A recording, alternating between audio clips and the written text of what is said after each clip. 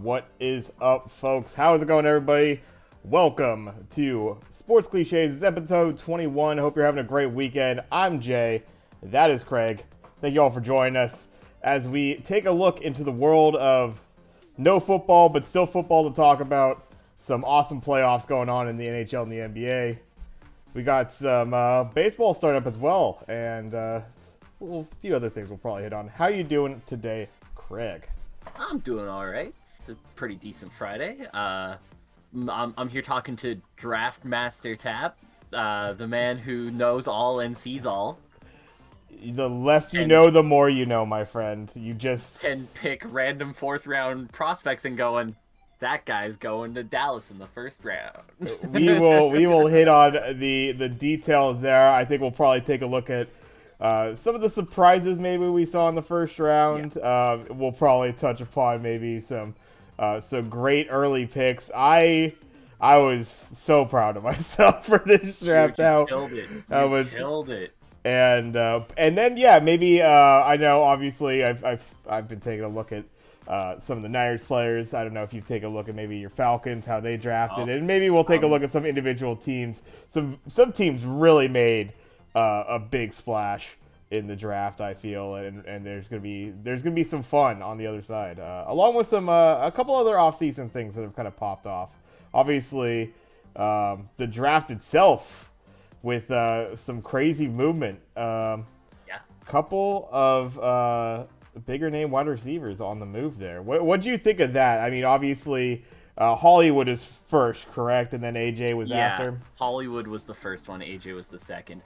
I've said this before. I didn't love the haul for Hollywood, like right. The amount they had to give up to get Hollywood, not the amount the Ravens got per se. Hollywood had a great season last year, make no mistake, and he is still very young. But throughout his career up till that point, he had always been looked at as more of a disappointment than anything else. So what you're banking on here is that was a breakout season and not an anomaly. Right. I don't know if I'm willing to give up a first rounder for a guy who's had one really productive season, and before that was very much there's potential there guy. If it pays off, that's a big win, right? You're going to get a 1,000-yard receiver at the 25th spot, essentially. Yeah. But if Hollywood regresses back to what we've seen before, and you passed up on a guy like Tyler Linderbaum, who the Ravens would use in that pick, who I believe has the talent to be a generational center, like legitimately all-timer center. I think Tyler Linderbaum has that kind of potential where he's just the anchor of your line, right? And that guy is set for the next 10 to 12 years. Yeah. Perennial Pro Bowler. Like to me, he was the best interior lineman in this draft. Maybe the best pure lineman in this draft. And it's hard to judge a center versus a tackle because obviously the positions are wildly different. But as far as interior lineman goes, I don't think anybody could have touched Tyler Linderbaum in this draft. And to think that you gave up a chance to draft that guy for a guy who had a breakout season last year but hasn't shown that before is really interesting to me. It could pan out. And obviously, I mean, I don't know. I like the trade for the Ravens, obviously, because they needed offensive line help bad. And I think Linderbaum gives them something steady in the middle. Right. I just wonder if we'll look back on this as a trade where it's like, this was the trade Hollywood needed to get into a system where he's gonna get the ball more. Yeah. Or if we're gonna see this as a trade where it's like, oh, Hollywood Brown was exactly what he showed for most of his time in Baltimore. And that's kind of the thing is I feel like, you know, do they run like an absolutely obscure offense over there in Baltimore? No, but it's definitely different. Yes. The amount of times you're going to see a ball, it even could be subject to just singular games. There's just a certain game you're going to be able to manipulate a matchup the way that the other team's going to play defense. It's like, all right, this is when you're actually going to get your lion's share of receptions. You're going to at least get a lot more looks. But it seems like that happens a lot less, obviously, in the Ravens system. And I think I brought it up last year when as they were going through their season, as explosive and awesome as their offense can be at times, and obviously they're a very injured team, so you have to kind of look at it through that lens as well. But it just, they got figured out at times in games. The Raiders game, there just like so many times where it felt like they had it going and then they had nothing at all going, and it was just a very start and stop, unpredictable kind of performance that you get out of them. So you might see that more with Hollywood in Zona there. And then you got to take in the factor that I wonder how much Arizona knew about the D-Hop situation and how that was going to shake out. The substance control, abuse, whatever, that is the four games, is it? Six. So, I mean, like, this is an Arizona team that is used to starting pretty hot. This is obviously still, as much as the NFC in general kind of got weaker, the NFC West is still, like, it's pretty legit. So if they still want to, like, have the ability to get out that early lead, or, a chance to win those games early on, because I believe they do face the Rams pretty early, if I'm not mistaken. Arizona did not get any favors from the schedule makers this year, that's for sure, as far as those first 6 games. Right. I mean, I think every NFC West is going to be facing off against the AFC West, and we know how much the AFC West got stacked this year. It's just like there's just so many. Their first 3 games of the year are Chiefs, Raiders, Rams. Chiefs and Rams at home, Raiders on the road. Right. They did not get any favors from the schedule makers after losing Hopkins. Yeah. Right. It does chill out for the last 3 games of that suspension. They get the Panthers, Eagles, and Seahawks. You'd imagine that should be 3 wins. But, I mean, if you're 0-3 at that point, right? Let's say you drop those first 3 games, which they could very realistically do. The Raiders are obviously significantly better adding Devontae Adams. The Chiefs are the Chiefs. They are good. And the Rams are the defending champs. You could realistically go 0-3 in that stretch. And then in a tough NFC West like we talked about, you start off 3-3, you could be well behind the 8 ball. And it's just one of those things where, their schedule down the stretch also not particularly the easiest thing in the world. They got to play the Niners twice in the last 6 or so weeks. They still got to play the Rams again. They got the Chargers at home, Broncos on the road. Like, those are tough games down the stretch. You don't have DeAndre Hopkins early, and that's going to hurt you. Bringing in Hollywood does very much mitigate that. So if they potentially had some knowledge, D-Hop might fail a test here. Or maybe it was going through the process. It could be the situation where they had already known, and it was going through the process of appeal. Yeah. Right? So if that's the case, then this is, I think, really good forethought by them. Going, listen, we are going to need something to stay alive here for these first 6 games without Hopkins. Right? They didn't know their schedule at this time, obviously. Or wait, no, they would have, because they get a month in advance before the release day. So they would have known their schedule, actually, to boot. They probably just looked at it and went, we need something bad. And they settle for Hollywood. Which, I mean, in an air raid system, Hollywood, the scouting report on Hollywood has been the same since it's been since college. Dude's fast with great hands, doesn't run routes particularly well. He goes straight. Right? That works in Arizona's offense. Sweet. D-Hop, go long, we'll throw the ball to you. Or in this case, Hollywood, go long, we'll throw the ball to you. Like, it works in an air raid system. So you don't necessarily need to be the best route runner in a system like this, right? Where it's just get open, somebody will find you. Yeah. Yeah, I mean, yeah, exactly. I mean, they're trying to spread that ball. They're trying to spread that field out in general. So it should create, if you're talking middle, late season with all these guys healthy, their offense operating as it can. You're talking about hopefully some lanes they'll be able to take advantage of. Obviously, losing Christian Kirk to kind of the monumental money that kind of really set the standard for how this offseason was going to go. And you did bring up, Arizona in the very late season there. One team that they do face there is the Philadelphia Eagles, who are very intriguing and also subject to another big name wide receiver with the last name Brown. Yeah.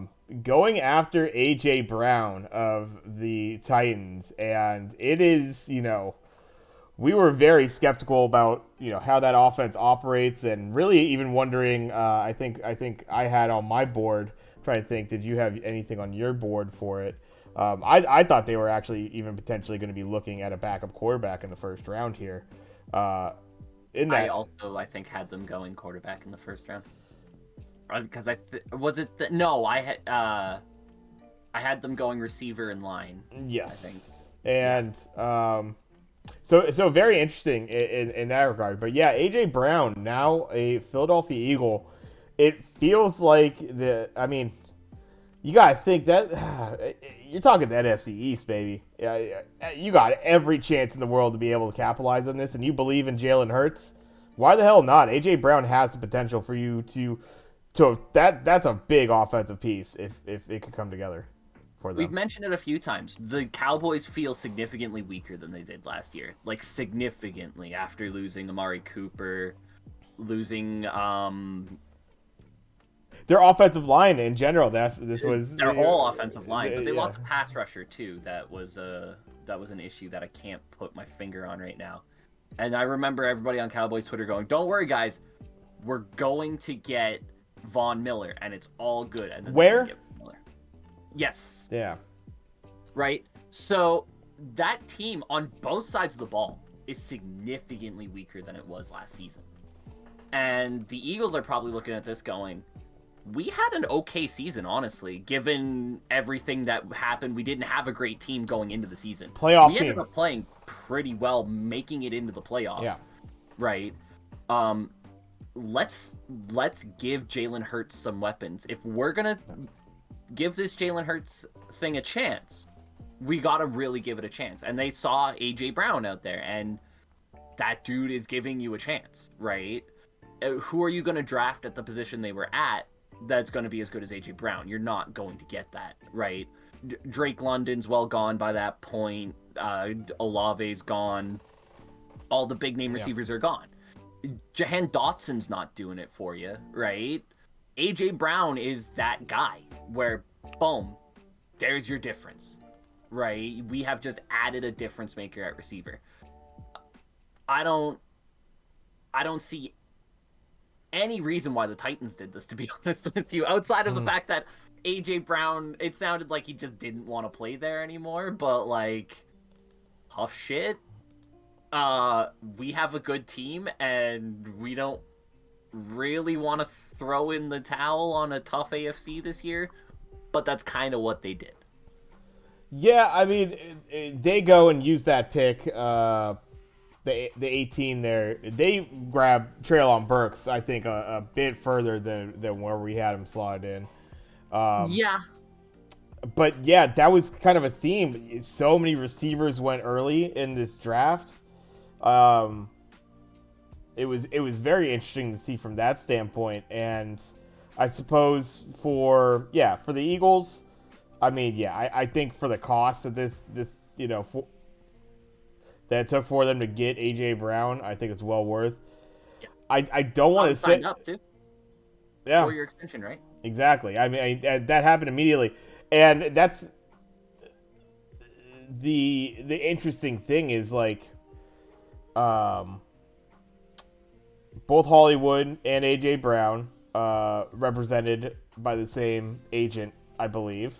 Yeah. Also representative for Deebo Samuel, the one guy who has looked at this entire everything leading up. It was all the hype, all the news. Yeah. Like, we knew others were kind of dissatisfied, AJ Brown being one of them, but not nearly as many rumblings as that. And before you know it, as the smoke clears, I mean, Hollywood was a big surprise. I thought that was pretty well established that he and Lamar enjoyed playing together, and that's fine. But this is This is the world where, players are absolutely, and, obviously their agents are going to have a lot to do with it, but they're treating themselves as, this is business here. This is, they're an asset that's only going to hold value for so long. Go get your money with the way you feel, necessary, and it's kind of the world that we're living in now with these guys. And I think for whether it's going to be worth it is going to be interesting. How long we'll see with some of these receivers, especially some of these guys that you would imagine almost were second round talent, basically getting picked pretty early. The demand for them is going to be pretty immediate production, right? And no doubt. Plenty of times, first round, whoever it was, great names coming out of college, and they won't produce as well as you would have thought in the NFL. So, it's going to be very interesting going forward with some of these change-ups. Again, if you're a casual football fan, you enjoy your team, but you don't really pay attention to the offseason, you're going to look back. Some of you guys are going to look back on your teams, and you're going to not know who the fuck is there, because all your weapons are different. Quarterback gone. What the hell happened to Matt Ryan? What the fuck? I've been watching Matt Ryan for decades. This is bullshit. Because this feels like a good time to drop it in. Did you hear the news from today? Jarvis Landry is a Saint now. That's right, Jarvis. Yes, I did hear that. What a receiving core the Saints are building up here, real quick. Right. I think this is kind of flying under the radar, but the Saints are casually just building up a pretty decent receiving core.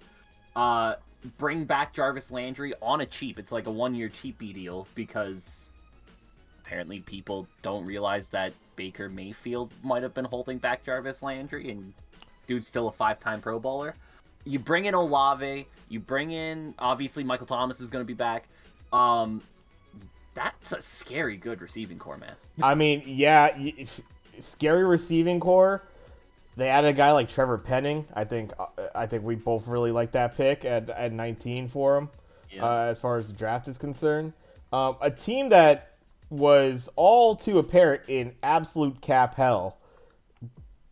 It's not looking too shabby. And this is a Saints team that missed the playoffs by that much. They were right there.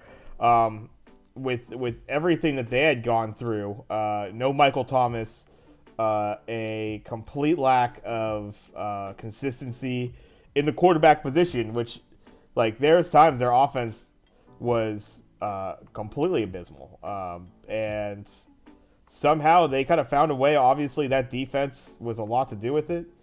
If they could get that offense coming together, and if Winston could bounce back here, I mean, that's looking real nasty in that NFC South. And obviously, you're going to have the Bucks there. But who's the one team that the Bucks have not wanted to see in the regular season? The goddamn New Orleans Saints. They cannot seem to get fucking rid of them, no matter who they're playing out there. So maybe Sean Payton has that dialed up. Interesting things I've been hearing about old Sean Payton, too, as far as stuff with the Panthers. Something about...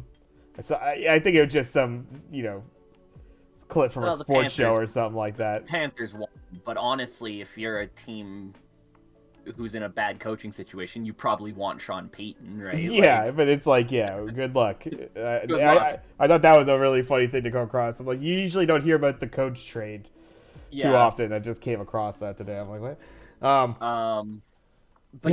And the thing with the Saints that a lot of people forget, too, is they look at, kind of the end of the season where they fell off. It's because they lost Jameis Winston. When Jameis Winston was in there, that team was cooking, man. Yeah. And you got a healthy Jameis back now. You add 2 real weapons. Like, Chris Olave, to me, was the most underrated receiver in this draft. I had him... I thought he was better at college than Garrett Wilson. And they played on the same receiving core, so it's easy to compare the two, right? He's fast. He's so smooth of a route runner. His hands are unbelievable. I thought he was probably the best receiver in this class. Drake London definitely has an argument to that, but that's your 2 to me. And the Saints were able to hold off a little bit, let him fall a couple more spots. Didn't have to give up too much to trade up a few spots to get him. Then you add Jarvis Landry, who, like I said, has had a couple of down years, but pretty much every receiver who went through Cleveland had down years. Look at Odell Beckham leaving Cleveland last season and post leaving Cleveland last season. There's something to be said about the receiving core they're building there. A good combination of, bringing in a veteran like Jarvis Landry, having a veteran like Michael Thomas, and then you bring in young blood and Olave who can bring some real speed, some real oomph. That receiving core is good. Oh, and by the way, they have one of the best running backs in the NFL. Right.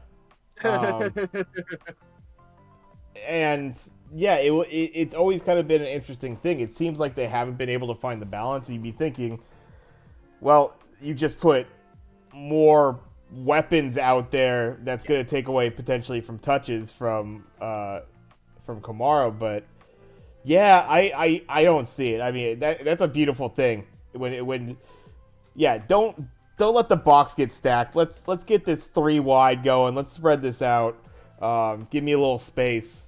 So yeah, you could let those receivers run, and hey, that's you got a great outlet there in Kamara as well. So great receiving back too is Alvin Kamara. Exactly. So it's not like in the passing game he's gonna completely fade away. He's gonna be a target in that passing game too. Yeah.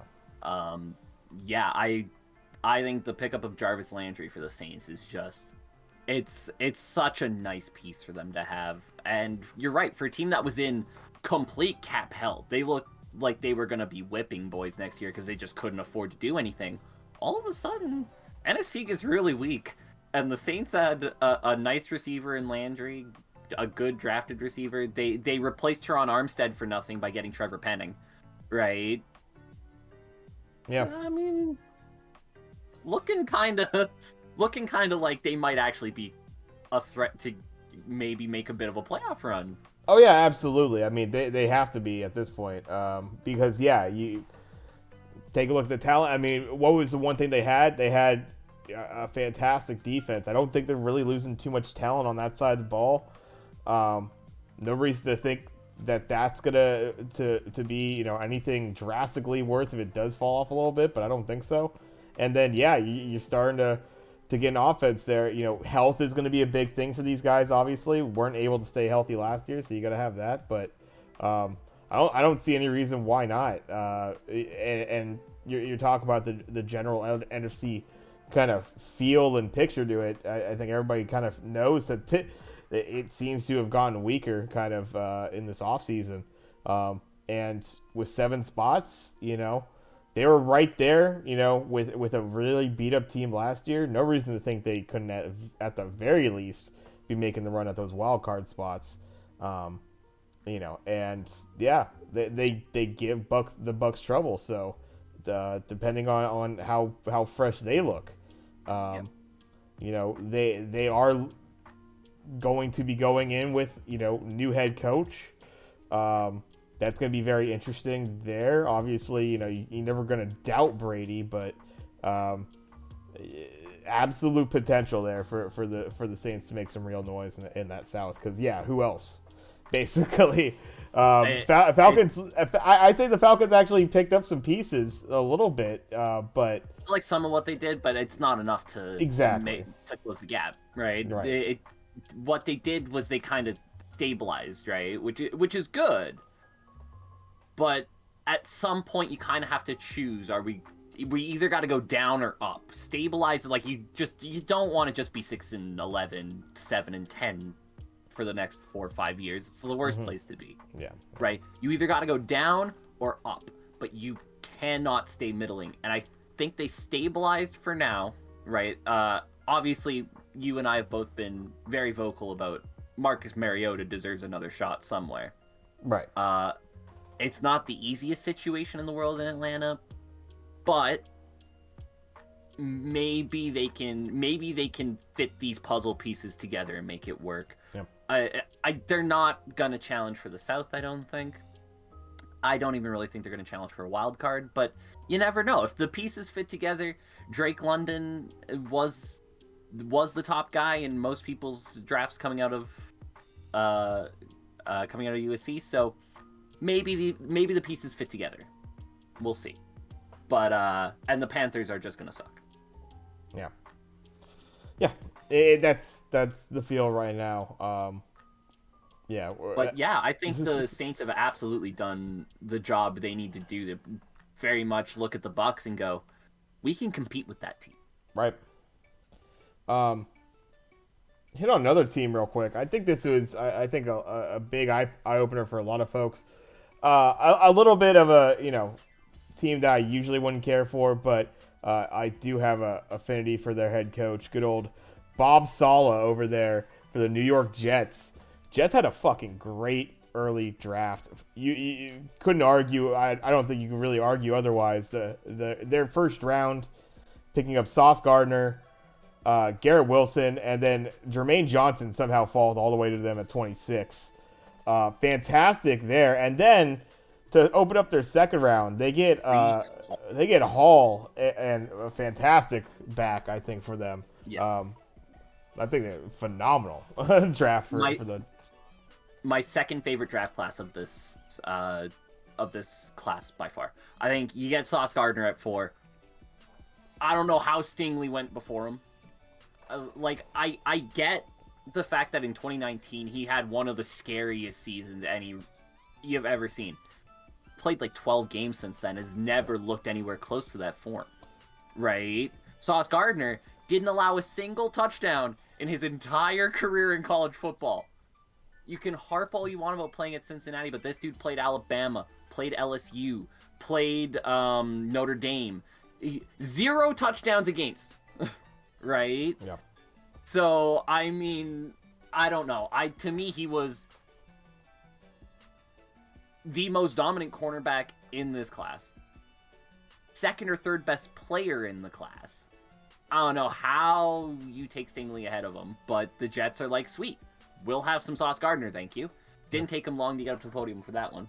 Garrett Wilson goes second. Obviously, I prefer to Olave, but it is a 6 in one hand, half dozen in the other kind of thing. If they like Garrett Wilson more, they both have the skill set to be phenomenal wide receivers. And then we mentioned it. Jermaine Johnson's slide in the draft makes absolutely no sense to me. Yeah. But the Jets are just there to go, we'll take some of that, thank you very much. This dude had 14 sacks last year. It's amazing, and it's like I kept asking, like, I didn't miss the Jermaine Johnson pick, right? Like, because we were just talking. I think we were playing some games or something like that. I was just like, there's no way, right? Like, I'm missing something, right? And no, he just kept falling. I mean, there's a couple guys, Dean, obviously, going all the way to the third round. Yeah, Nakobe Dean was also kind of like, wild. What the hell is that? But I mean, I think as far as the first round, this one was quite the stunner, and you gotta imagine. I mean, they had to just be kind of honed in right there with at that 10th pick. We have our receiver that we want. The trade with the Seahawks, I guess, getting him that one. But yeah, man, the fact that Jermaine fell there for him. I will say too, underrated pick for them. I think it was in the 5th round. They took Max Mitchell out of Louisiana. Dude, day 1 immediately comes in and is a swing tackle, if not your outright starter at right tackle for the Jets. He is that good. He played at Louisiana Lafayette. That hurt his draft stock a little bit. And obviously was a tackle-heavy draft at the top. So a lot of teams took tackles at the top.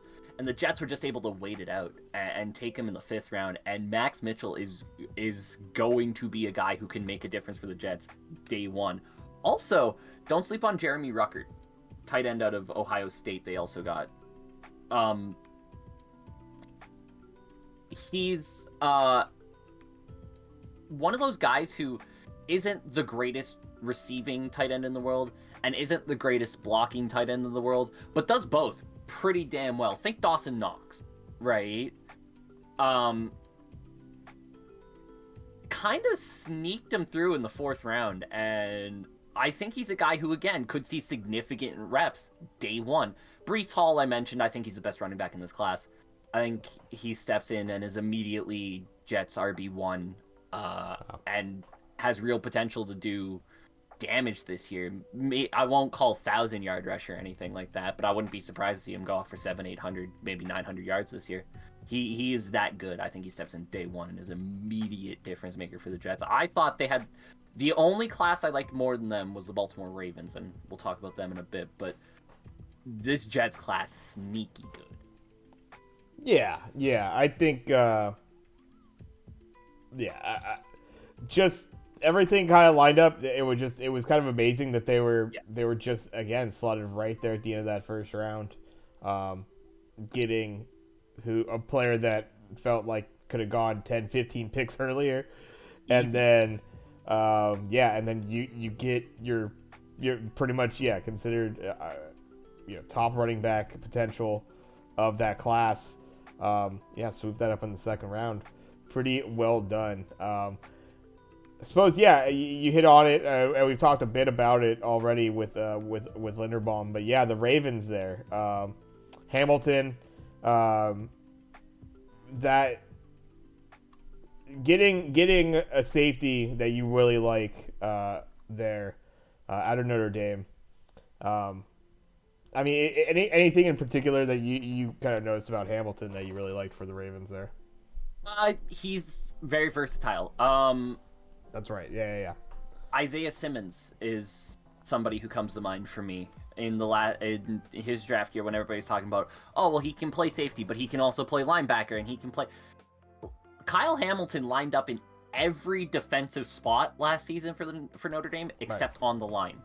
Played edge rusher, played linebacker, played cornerback, played slot corner, played free safety, played strong safety.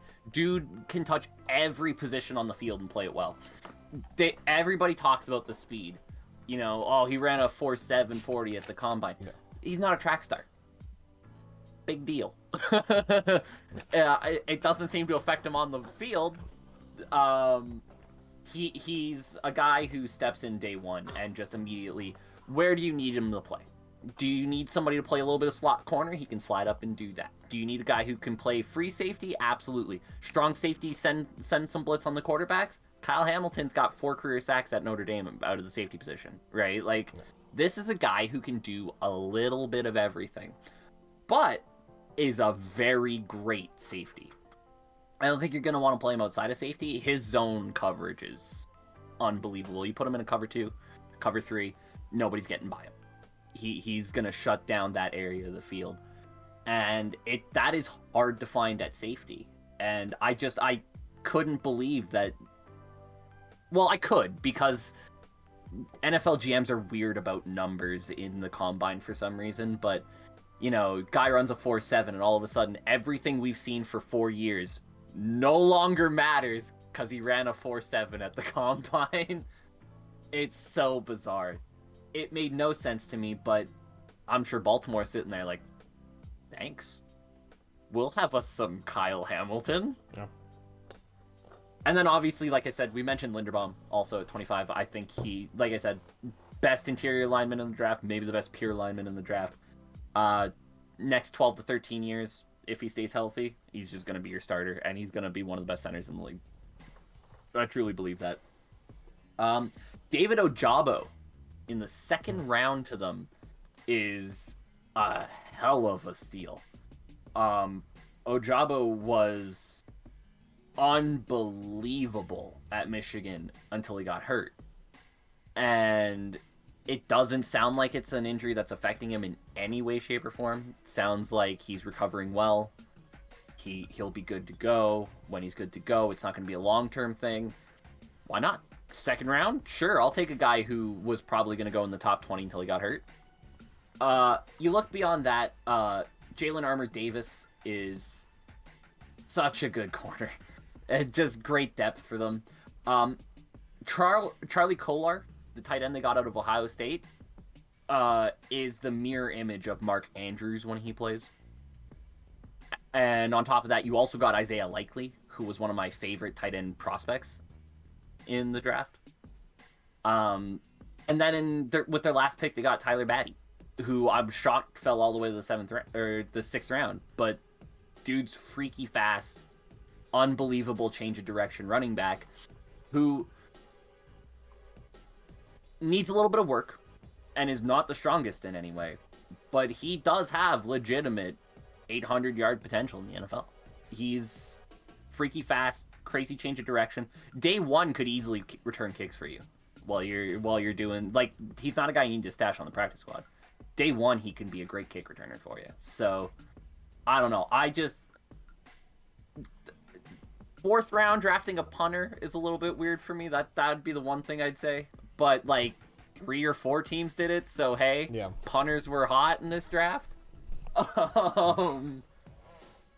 All around, I think this was the best class. I really do. I could literally go through pick by pick every one of them and tell you, oh yeah, they got this guy higher than I think a lot of people thought they would, and this guy, and all their picks, like, way lower than you thought you'd have to go to get them. Yeah, and I think for them, you know, it's so Ravens. It's so Raven. Goddamn, I did not mean to do that, but it is. Like in a draft, and in a draft where they literally lost their star wide receiver, and so many wide receivers went off the board. What did the Ravens do through 3-4 rounds? They got a safety that didn't have the sexy speed numbers, but has shown through his play a versatility and a capability in the defensive backfield that you would love to have if you're a defensive guy. And we know Harbaugh is. You got that. You solidify with potentially the best center. You get help on the D line with Jones and Ojabo. Like, they just went trenches, and they went defense, and they went, you know, it's such a Ravens build, and keep that going, and it's not to be denied, you know, it has to be, like, brought up multiple times.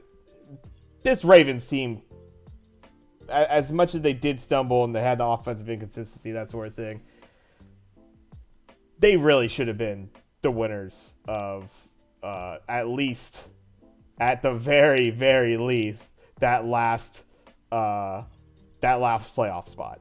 The fact that the Steelers got in ahead of them is almost such a testament to show how goddamn injured they were. They had no running backs at one point. It was just like, it was a mess from head to toe with that team and how many injuries they had.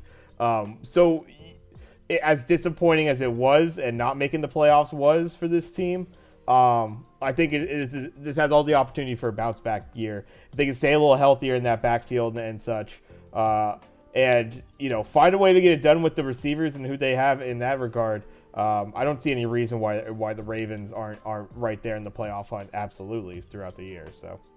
And the interesting thing, too, is though the AFC as a whole has gotten stronger, has the AFC North gotten that much stronger?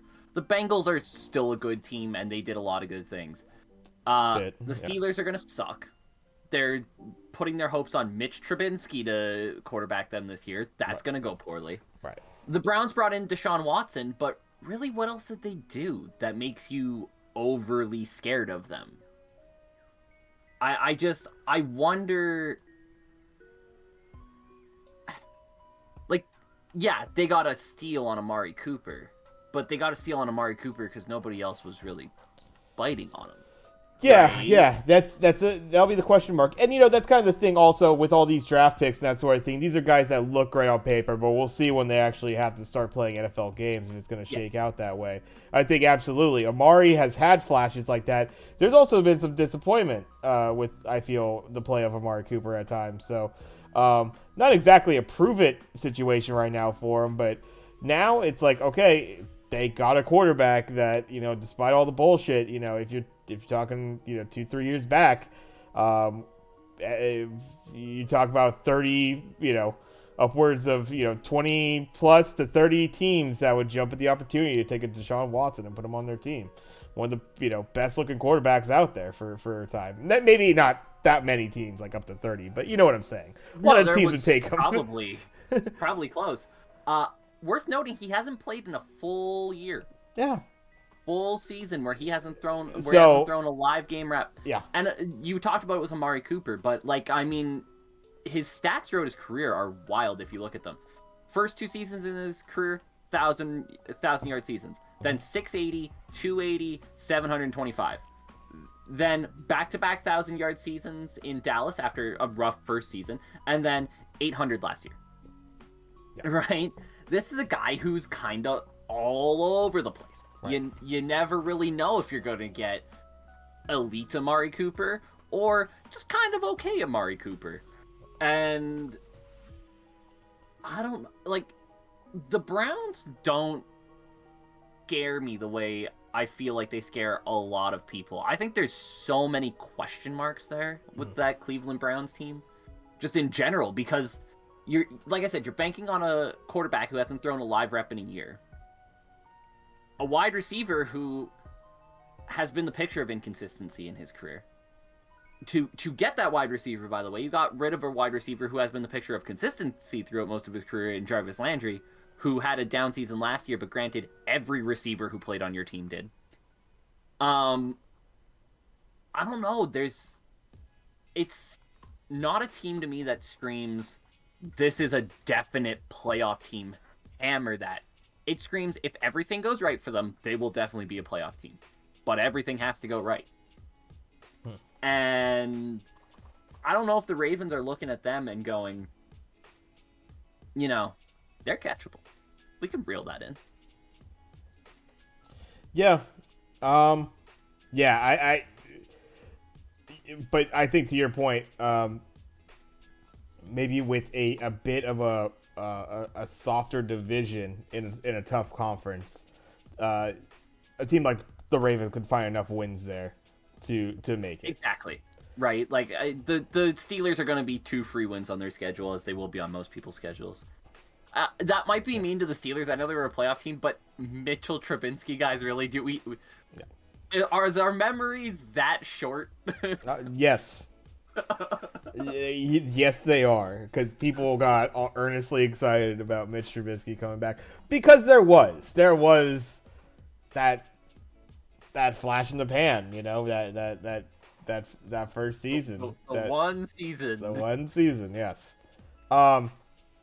But yeah, you know, they might be scrapping there as far as when you're talking about the Browns. But yeah, it's a tough conference. The AFC as a whole is tough, and obviously, especially you look at the AFC West. It could if they didn't have to play each other, that'd be 4 playoff teams, right? Yeah. If the AFC, if the Chiefs, Raiders, Chargers, Broncos didn't have to play each other, you got 4 playoff teams right there. Right. They still could produce 3. I have trouble believing that you'll have the division winner and all 3 wild cards in that division, even though all those teams are good. They got to play each other so much, right? Like, yeah. And surely enough other teams. Yeah. Surely somebody in there appears as the lame duck. And that's going to be wild. The fact that the AFC West and the NFC West play each other this season, as far as the out of conference games, that's going to be wild. Because that's probably the 2 best conferences in each division. You talk about Rams playing some of those teams, Niners playing some of those teams, even you know, you get the fire matchups. Like, all of a sudden you get the Broncos and Seahawks, I believe, going at it. It's like all of a sudden right back. Like, geez. Yeah, and obviously with as much craziness as happened in the offseason, situations like that, those schedule makers were salivating at the opportunity to throw some of those games in. But yeah, I look at the AFC North and look at what the Ravens did in this draft and go, maybe. Yeah, we'll see. And yeah, they might be the bottom, might be the top, but one team, and I think we could parlay this into maybe some of our predictions. One team that I feel like really missed on this draft, and I hate to say it, Dallas Cowboys. Oh, what are you doing? And it starts with their first pick, 24th pick of the first round, Tyler Smith. And, you know, some people just have a natural talent for this.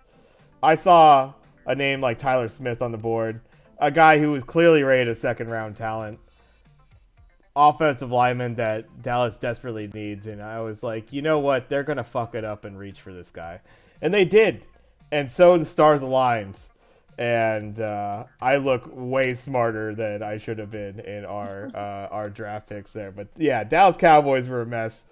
I don't know if you want any specifics with them. I just had to bring that up. Yeah.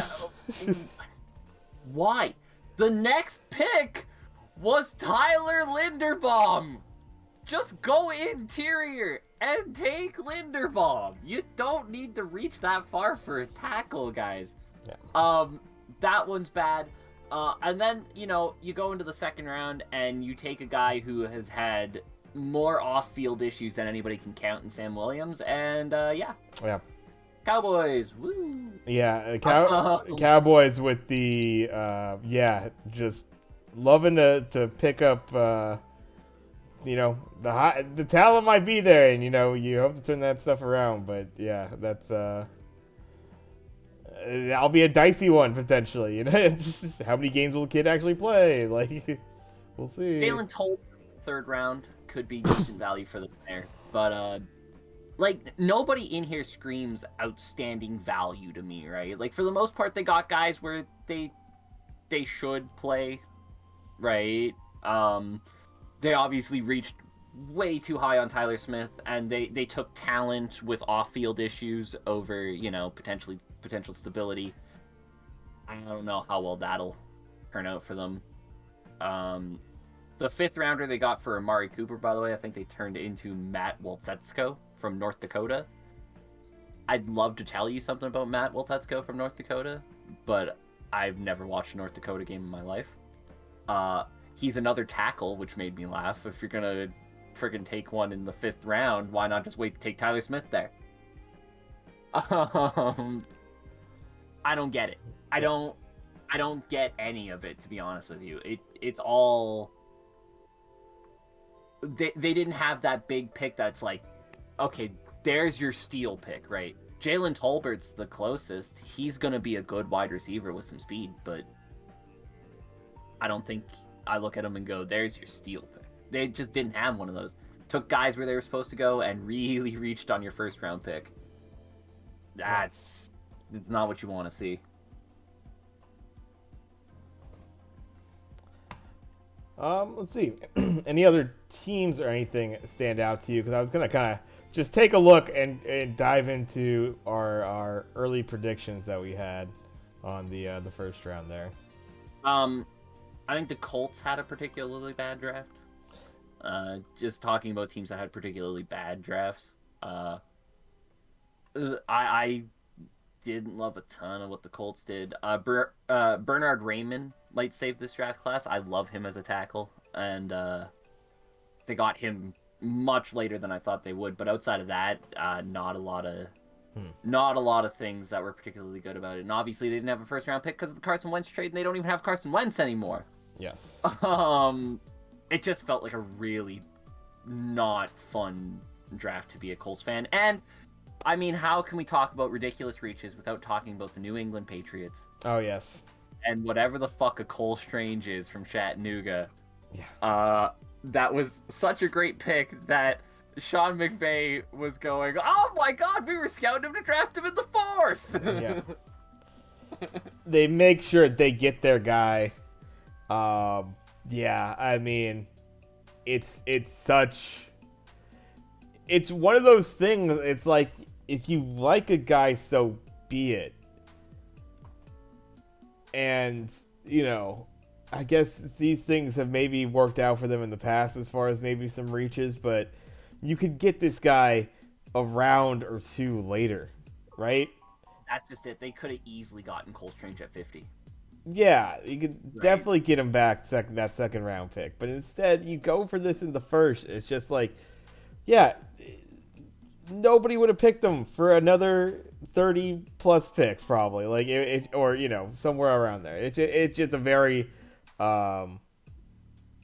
just a breach. It's the exact definition of a reach. Just a player you could have got later you did not have to spend that pick, but they got their guy. I guess it's a strange one. We'll see. Let alone, yes, strange is a strange one. It was a very strange one. What did you think of your team's draft? So it's gonna be interesting because again, you're talking about like almost in a Colts same situation. No first rounder, picking late second, late third. I felt like edge was something that had been pointed to by some folks as far as getting some support there, getting another edge guy. Their defensive line depth has been very good, but they have lost a couple guys this offseason, so looking for young talent there. I'm not too sure as far as, because from what I'm seeing with Drake Jackson is an inconsistency and never like quite reaching his peak there in college. So it'll be interesting to see can now turn around the pros, but apparently a good amount of talent on the guy. Pierce, as I've read, is pretty much a goal line back for him. I don't necessarily mind it. They do need a little bit of running back depth, but it's it's going to be very interesting.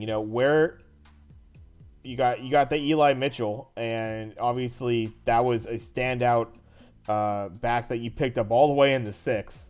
You've already you've gone through a season with Trey Sermon. I honestly think Sermon will have a good bounce back kind of year in the offense that they plan on running with Trey Lance. But I wonder, this might be a sneaky depth piece for them, and they've been able to utilize these before. And then I couldn't tell you too much more about a guy like a Danny Gray or some of their later picks. Brock Purdy, of course, on Niners Twitter, people were already demanding a Brock Purdy starting over Trey Lance. Because, some people are just trolling like that and can't help themselves. I actually really love the pick of Brock Purdy as Mr. Irrelevant. This is a guy who, at the very least, I think is going to stick around in the NFL long term as a backup, right? He's very good arm, underrated speed, incredible competitive nature. That's going to stick you around for a while. Nathan Peterman got signed recently, and he doesn't have any of those things. Yes. So, Brock Purdy, I love that pick. Kalila Davis at defensive tackle fell way further than I thought he would. He's a guy who I do think contributes day one. Maybe not as a 4-down guy, right? He's not going to be on the field every time, but crazy speed in the middle for a guy his size. He's a nice little first, second down kind of guy who can step in and run situations. Will do a great job. I think Kalia Davis is a potentially good one. And I don't think he's going to be an impact guy right away, but Samuel Womack out of Toledo did a lot of good things at Toledo and might need a little bit of time to figure out where he fits in. I think even Tariq Castro Fields will see maybe a little bit more of the field early. But Samuel Womack, I think, has some real potential play as a future, slot corner.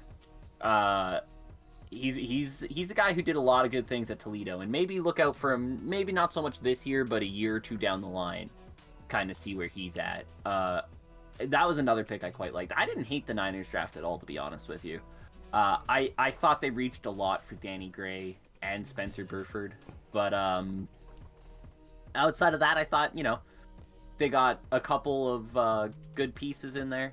They probably also reached for Tyrion Davis-Price, to be honest. But I really like Tyrion Davis-Price, so hey, take him. One thing I will say that I do like about Danny Gray, JUCO guy, scrappy. Gonna be a scrappy one in there. You better believe. Oh yeah. Competitive nature out the wazoo, man. You're a JUCO guy who transfers out of there and gets into the NFL. You did that the hard way. Can I take a second to talk about how I feel like the Falcons draft is being underrated? Yeah, let's let it rip. Okay, so Drake London at 8. Obviously, you get the best receiver on the board. right? He was the best receiver on most people's boards. Get him at 8. Fair play to you.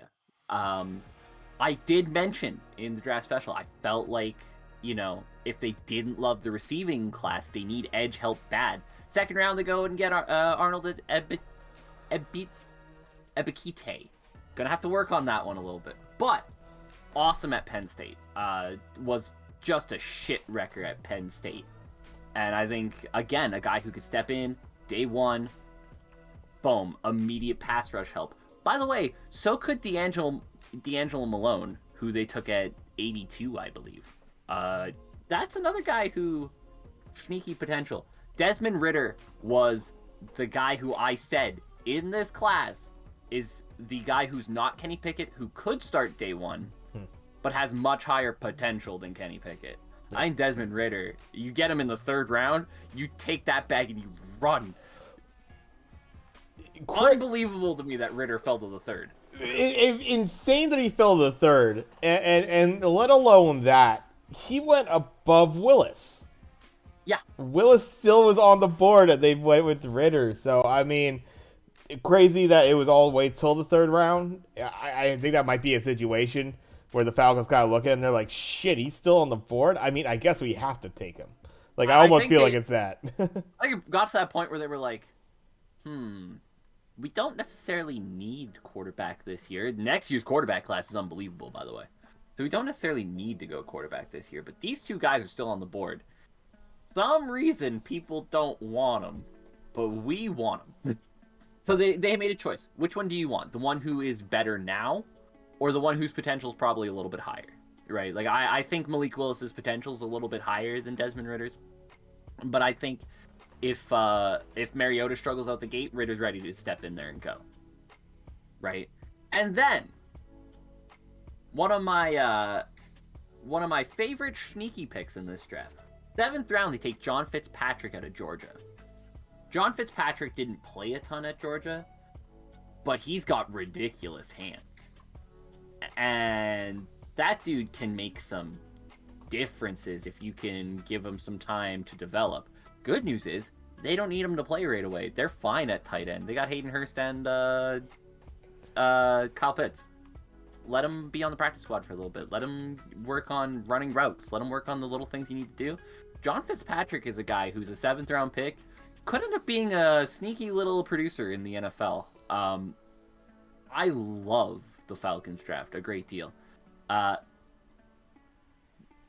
don't love Troy Anderson, but that's mainly because I don't really know much about Troy Anderson. From what I hear, he's a really good athlete. Played at Montana State. That's cool, I guess. And I thought somebody was gonna bite earlier on Tyler Allgeier. They didn't because they're smart. I think he's a guy who could do a couple things in the NFL, but I don't think he's much more than, potentially a spot situation guy. But outside of that, this draft is a good damn draft for the Falcons, I think. Yeah, I mean, I think, the Ridder pick, who knows? And Drake London had that called. He did. Yeah, and I think as we were talking about before, we like Mariota. You get him a nice weapon. I think, second round, you're not doing too bad by him, getting a solid DN there. And then, you take a flyer on a quarterback that out of nowhere fell to you, was absurdly far away, and you even had a choice. You could have taken Willis too, but I mean, you're able to swoop up and get the guy you want. So yeah, I think you would never say that the Falcons had a bad draft. Absolutely not. No. But yeah, it will be very interesting to see if a guy like Drake London, obviously with the year off that you're gonna have with a Julio, he's gonna have an opportunity to see some passes come his way from Mariota. He's gonna be wide receiver 1. Yes. Right. No Ridley in the lineup. He's gonna be wide receiver 1. So Is he ready for that? Probably. It's not like this is a guy who's got sneaky athletic tools who maybe didn't produce in college or is coming out of a nowhere school. Drake London played a lot of years at USC and was very good. Yeah. So I mean, this is a guy who's gonna be looking at the defenders across from him, going, "I played you, and I played you." That's the thing.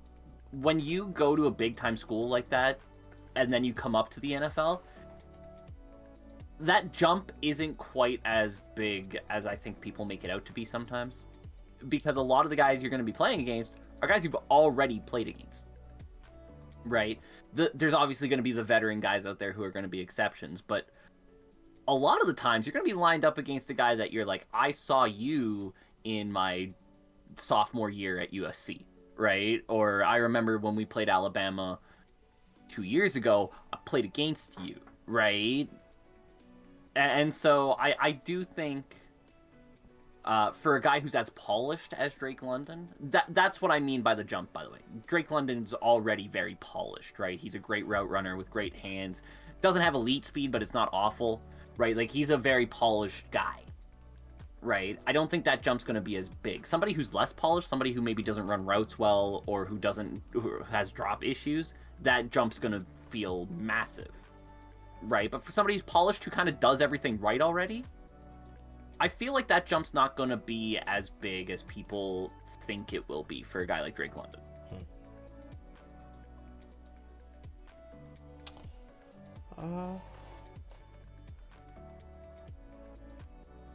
Yeah, I think it will be a, it's going to be tricky for sure. No doubt it's going to be tricky to have to jump in like he's going to have to. You would like to have a little bit more depth in that, but not the worst guy to put in the situation either, I suppose. No. Let's see. Any other teams that you want to kind of hit upon? Any other picks that stand out to you? We've kind of I think during the night it was happening. Teams like Green Bay Packers. They don't really get the wideouts, but who was even there? They kept getting picked before them. They didn't move up in time. They still get some quality players. I think a guy like Quay Walker. It's a guy like I did like. So can't necessarily fault them. It was kind of, from where they were picking. I actually thought that was actually a pretty good poll for them. Devontae Wyatt, solid. And then they do get a wideout. A name that was really kind of that rose up there in Christian Watson. They get him early in the second there. So I think a team like that pretty solid that, maybe would otherwise be a little hated for not going out and getting a weapon, especially with the loss of Devontae. Yeah, that's it. My only issue with the Quay Walker thing is I just think Devin Lloyd's better, right? That's my only issue with the Quay Walker thing, right? Is like Devin Lloyd was also still on the board. And I think, man, you better really love Quay Walker to pass up Devin Lloyd for him. That would be my only issue with it. Other than that, I agree. You're not gonna go out and grab Sky Moore or something like that there, right? You're just gonna regret that, right? So you take the guy who you like the most. I'm with you. I don't have any issue with it. All right. Well, I think just for the fun of it, let's just take a look back in time to when we made some prediction about this. I'll actually transfer over here. As we take a look at our draft boards that we had going into it, I haven't touched this much at all. Should have put up the picks alongside here. But basically, I got everything bolded that I got right. And we even got some late picks, like the Tyler Smith, Devontae Wyatt did have going to Green Bay. Yeah. Early on, one thing I do want to point out, this could have been even better if not for a couple very slight adjustments. We would have had 9 out of the top 10 perfectly nailed if not for a couple things. So we get Trayvon Walker and we get Hutchinson right off the bat, 1-2. Just because the talk Walker had pushed up, and then Detroit, Hutchinson, perfect lineup. You get the Michigan guy coming back. I went with Sauce Gardner, even though I had heard Stingley was kind of favored by Houston. I'm like, everything that I'm seeing otherwise is Gardner's rating out as the higher guy. So they're going to just take the better guy. They didn't. They actually took Stingley here, and then Gardner falls to the Jets. So just a simple swap of the 3 and the 4 right there. Evan Neal we miss, but simply because they took Thibodeau first, and then they took Evan Neal. So 7 and 5, which were both Giants picks, which they kept. If I just flipped those around, we would have had those right. We nailed it. It's so funny. Hypothetically, you should take Neal first there, right? That's what I'm thinking. That was my entire logic. Ekwonu and Neal are both still on the board, right? Exactly. And you know Carolina's going offensive line. So if you like Evan Neal more, you got to take him there. Because there's no way Carolina's going edge. They're taking whichever one you don't. Right? Exactly. So hypothetically, unless the situation was they thought we like them both equally. I think I'm just better than the New York Giants front office. I think we see it in a different light, my friend, and in ours, perfect logic. I think there is the hypothetical where they're in the office going, we like them both. So whoever Carolina takes, we just take the other one. If Carolina takes Neal, we take Ekwonu. If Carolina takes Ekwonu, we take Neal. Whoever they choose, we just pick the opposite one. Yeah. That could have been the situation, but I just feel like if Evan Neal was the one that you liked, you go out and get him at 5. Right? You don't wait till 7 because Carolina's definitely taking line at 6 or quarterback. That was it. They were taking line or quarterback. Yeah. Yeah, it's just funny how it worked out just like that. Just the flip right there. We nailed the Drake London to Atlanta pick. We completely whiff on the Jermaine Johnson, but everybody missed on Jermaine Johnson apparently. Nobody had Jermaine Johnson anywhere past 10, so. And then somehow got the Garrett Wilson. That was kind of a shot in the dark. I wouldn't have been surprised if Olave went there. Didn't, and that whole situation with New Orleans being able to snatch that. And then the receiver thing happened. Exactly. So, potentially, a couple switches and decisions here. We miss on Johnson, no way for that. But potential for a 9 out of 10 on that opener. I would have shit bricks. But still, quite a first round. And then, as we brought up in the later round, somehow landing the Tyler Smith one. Devontae Wyatt, I felt like they needed defensive line help. I not a crazy absolutely pick. agree, but I had Devontae Wyatt go in the pick. Exactly, and we had that so many times. Literally, you can see there, Dotson, I have Dotson going the next pick. Wyatt, I got Wyatt going the next pick. It just happened to line up that way. We both missed on Matt Corral. That was sad. Another third rounder. A guy like Andrew Booth fell all the way to the second round for me, I believe, which was still a great pick. Right? I couldn't believe that Andrew Booth fell out of the first round, to be honest with you. I know he's dealing with an injury, but... Yeah. I don't know. I think Karlaftis, he fell quite a bit from where we had it. Karlaftis went like 30 or something like that, right? Yeah. He went to the... That's right, he went to the freaking Chiefs, who had a wild draft of just watching everybody else panic for wide receivers, and they're like, sweet, we're just going to take all these good players that have dropped. Yeah, pretty much. Yeah, and then the Jordan Davis snatch just before Baltimore right there. I think a lot of folks. I don't think this wasn't a crazy wild pick. I think Jordan Davis was slotted into this 14. I don't want to say unanimously, but a lot of boards I saw had that. So I was like, all right, plug that in. Make this make sense. Everything else around it has to make sense, basically. So, but yeah, fun. Well, obviously, it will be 11 or so months from now. We will definitely be looking into doing this for next year. I will probably go over, and we'll see some actual research being done by my friend Craig here actually pay off and land some of those picks. It's sad because, I'm looking at this list going, I have watched all of these players play football at least once. No. And I went over. I've seen them in, it's the bowl game. I maybe caught a random college game that I'll have Yeah. on my side screen. So it's like I watched them, but really I only watched them for like a quarter of the time they were actually playing. So yeah, it's you do about a quarter's game worth of research for some of these guys, other guys you've never even heard of. You take a look at some mock drafts, you line the some bitch up, and you pray. And yeah, it turned out. But yeah, crazy draft. Obviously, we saw some big names that were on some other teams. The movement there, wide receiver position, big. I think big takeaway also.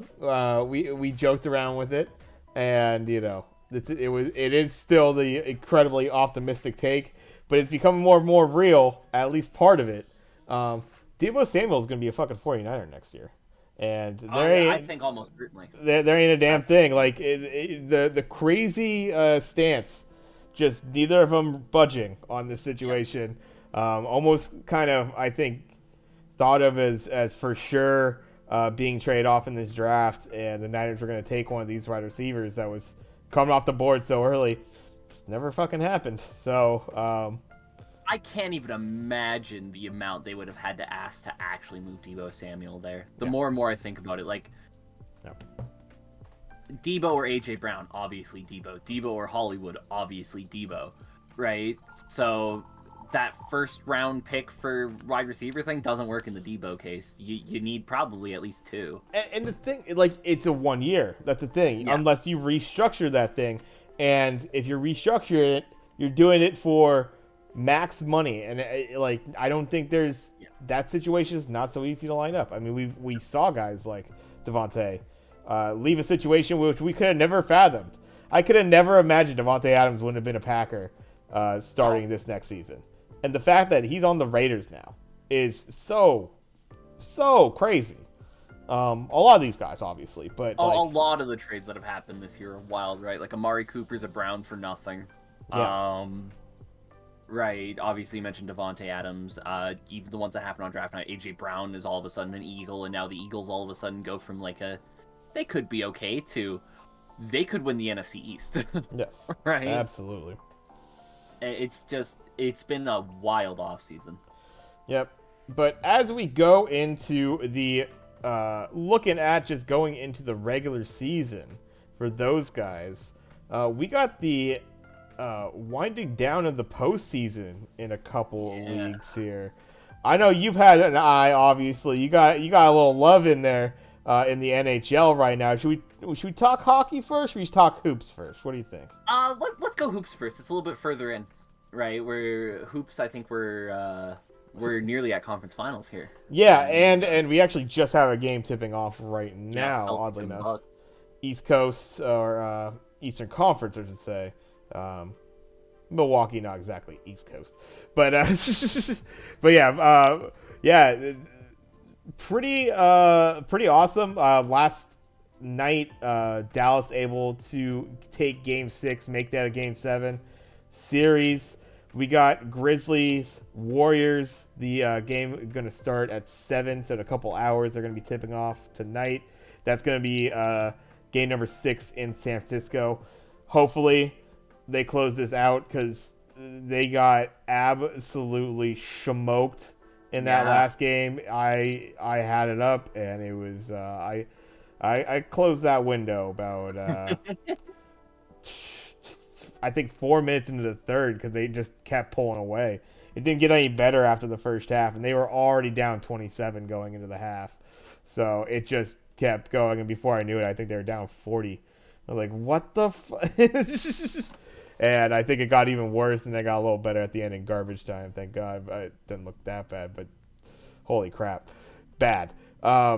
Miami closing out against Philly in... All it. Yeah. I called it. I said it, and I got flamed in a stream one day because I said after watching that Raptors series, Sixers, no way in hell they're going anywhere. That team is soft. Charmin soft, man. And surely enough, the Heat go in there and just bully them. Because again, they're Charmin soft.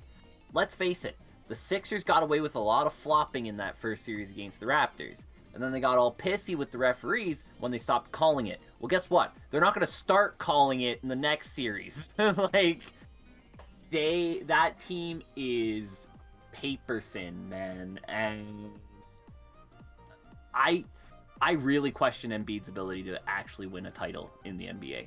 I don't think a guy like Embiid can do it, right? Playoffs, man, you're going to be that guy who gets blown over by a feather. You're not getting those calls anymore, right? You'll get them in the regular season, but referees ain't making that call in the playoffs. Yeah, that team was just Charmin soft. James Harden continues to prove that he's the biggest waste of playoff talent ever. Yeah. I saw it in the Raptors series, right? Yeah. It's kind of interesting because I think with a guy like Harden, it's clear. Like, whatever you want to call it, father time. Like, he's just not that guy. He's not going to fill up the bucket like he used to. I think he still has a pretty damn good eye as a guard to help out his teammates. And there are those little times where he actually gives a shit on defense. And he can play some decent defense. If he could learn to be that kind of player, and score in the opportunities he's given, but he's certainly not the star anymore. And that kind of goes to the original point. Can Embiid be that? And I think most would say, yeah, absolutely. But I mean, in a series like in this game right here, it was you're playing damn near max minutes. I mean, I don't know. Just this team is gonna just typically. They also ran into the fucking Miami Heat, and the Heat they've shown like I love Bam. Jimmy Butler fucking balled out. Jimmy Butler's just unbelievable, man. And yeah, you got even the contribution. I think folks loved Harrow. How about freaking whatever the heck a Max Strus is? Yeah. Where the heck did that guy come from? Right. And so I think they were just simply outmatched. Yeah. But yeah, what are you gonna do? What are you gonna do to better this team kind of going forward? You have to in some ways. Danny Green is a very interesting one. I don't know exactly like his on and off. I don't know what happened to him in this game 6. Did he get injured or something like that? Because I know he was tore his ACL. Yeah. Okay. So because I know he had been, he had a nice little spark plug aspect to him. So that's quite a shame. I didn't know that from this game.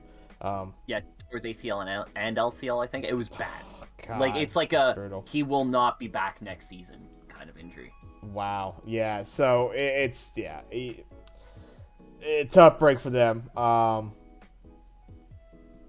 Yeah, I like guys like Embiid, but I don't know enough about how this team's structured as far as like how are these players going to be kept. I don't even know what I'm sure it's quite an albatross of a contract that he has, but I don't even know like. I think he's Supermax.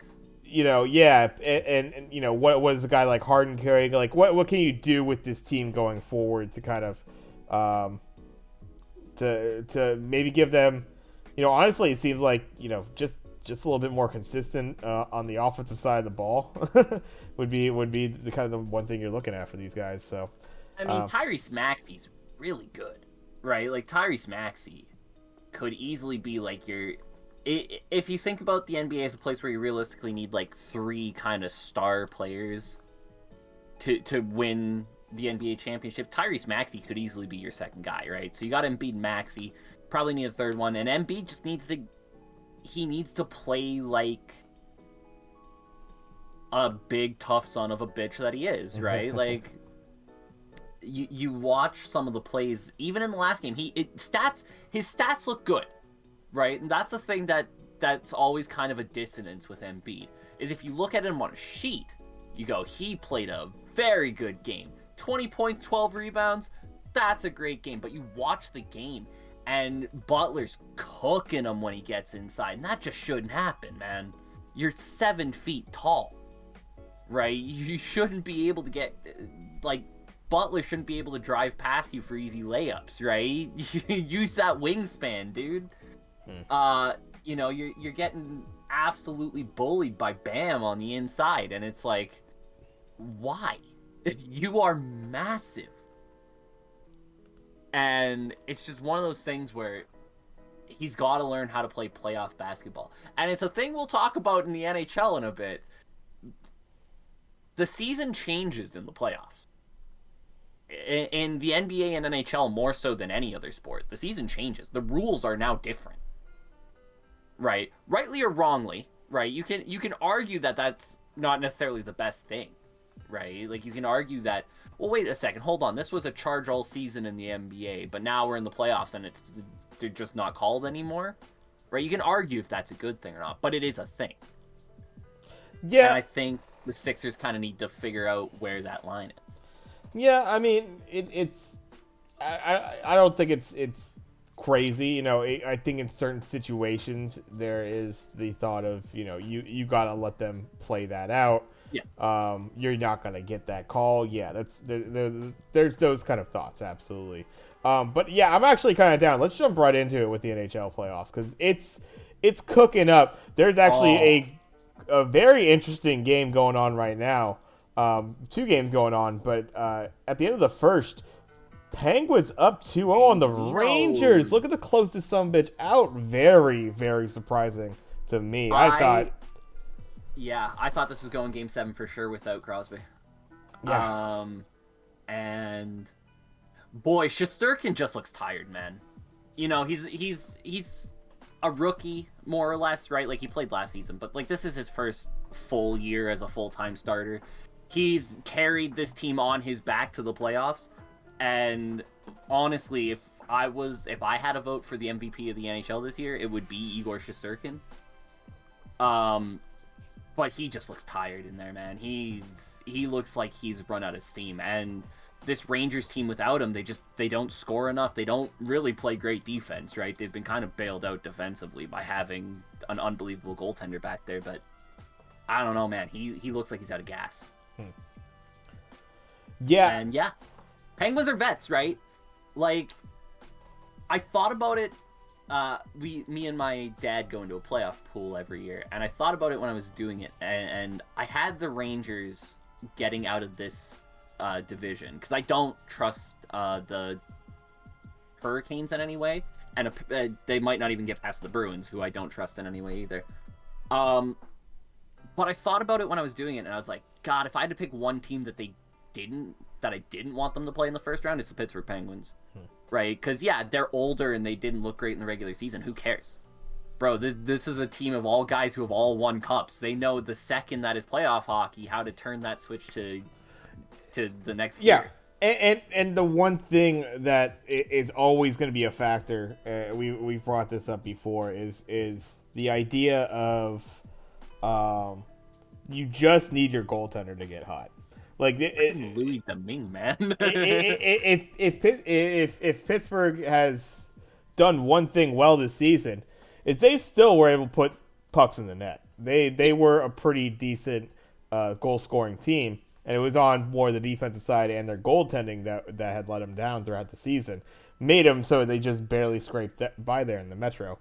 But yeah, you start getting a decent guy in net back there, and if your production keeps up, now you would have thought that was fairly dependent on a Crosby being back there, and it's pretty amazing that they're leading right now. They're, you know, granted, we've seen them have 2-goal leads not too long ago, and they evaporated pretty goddamn quick. I believe in just their last game, right? That they had I think it was 4 goals, 3 by the Rangers, 1 by the Pens, that were all within like 3-4 minutes, some craziness like that. So,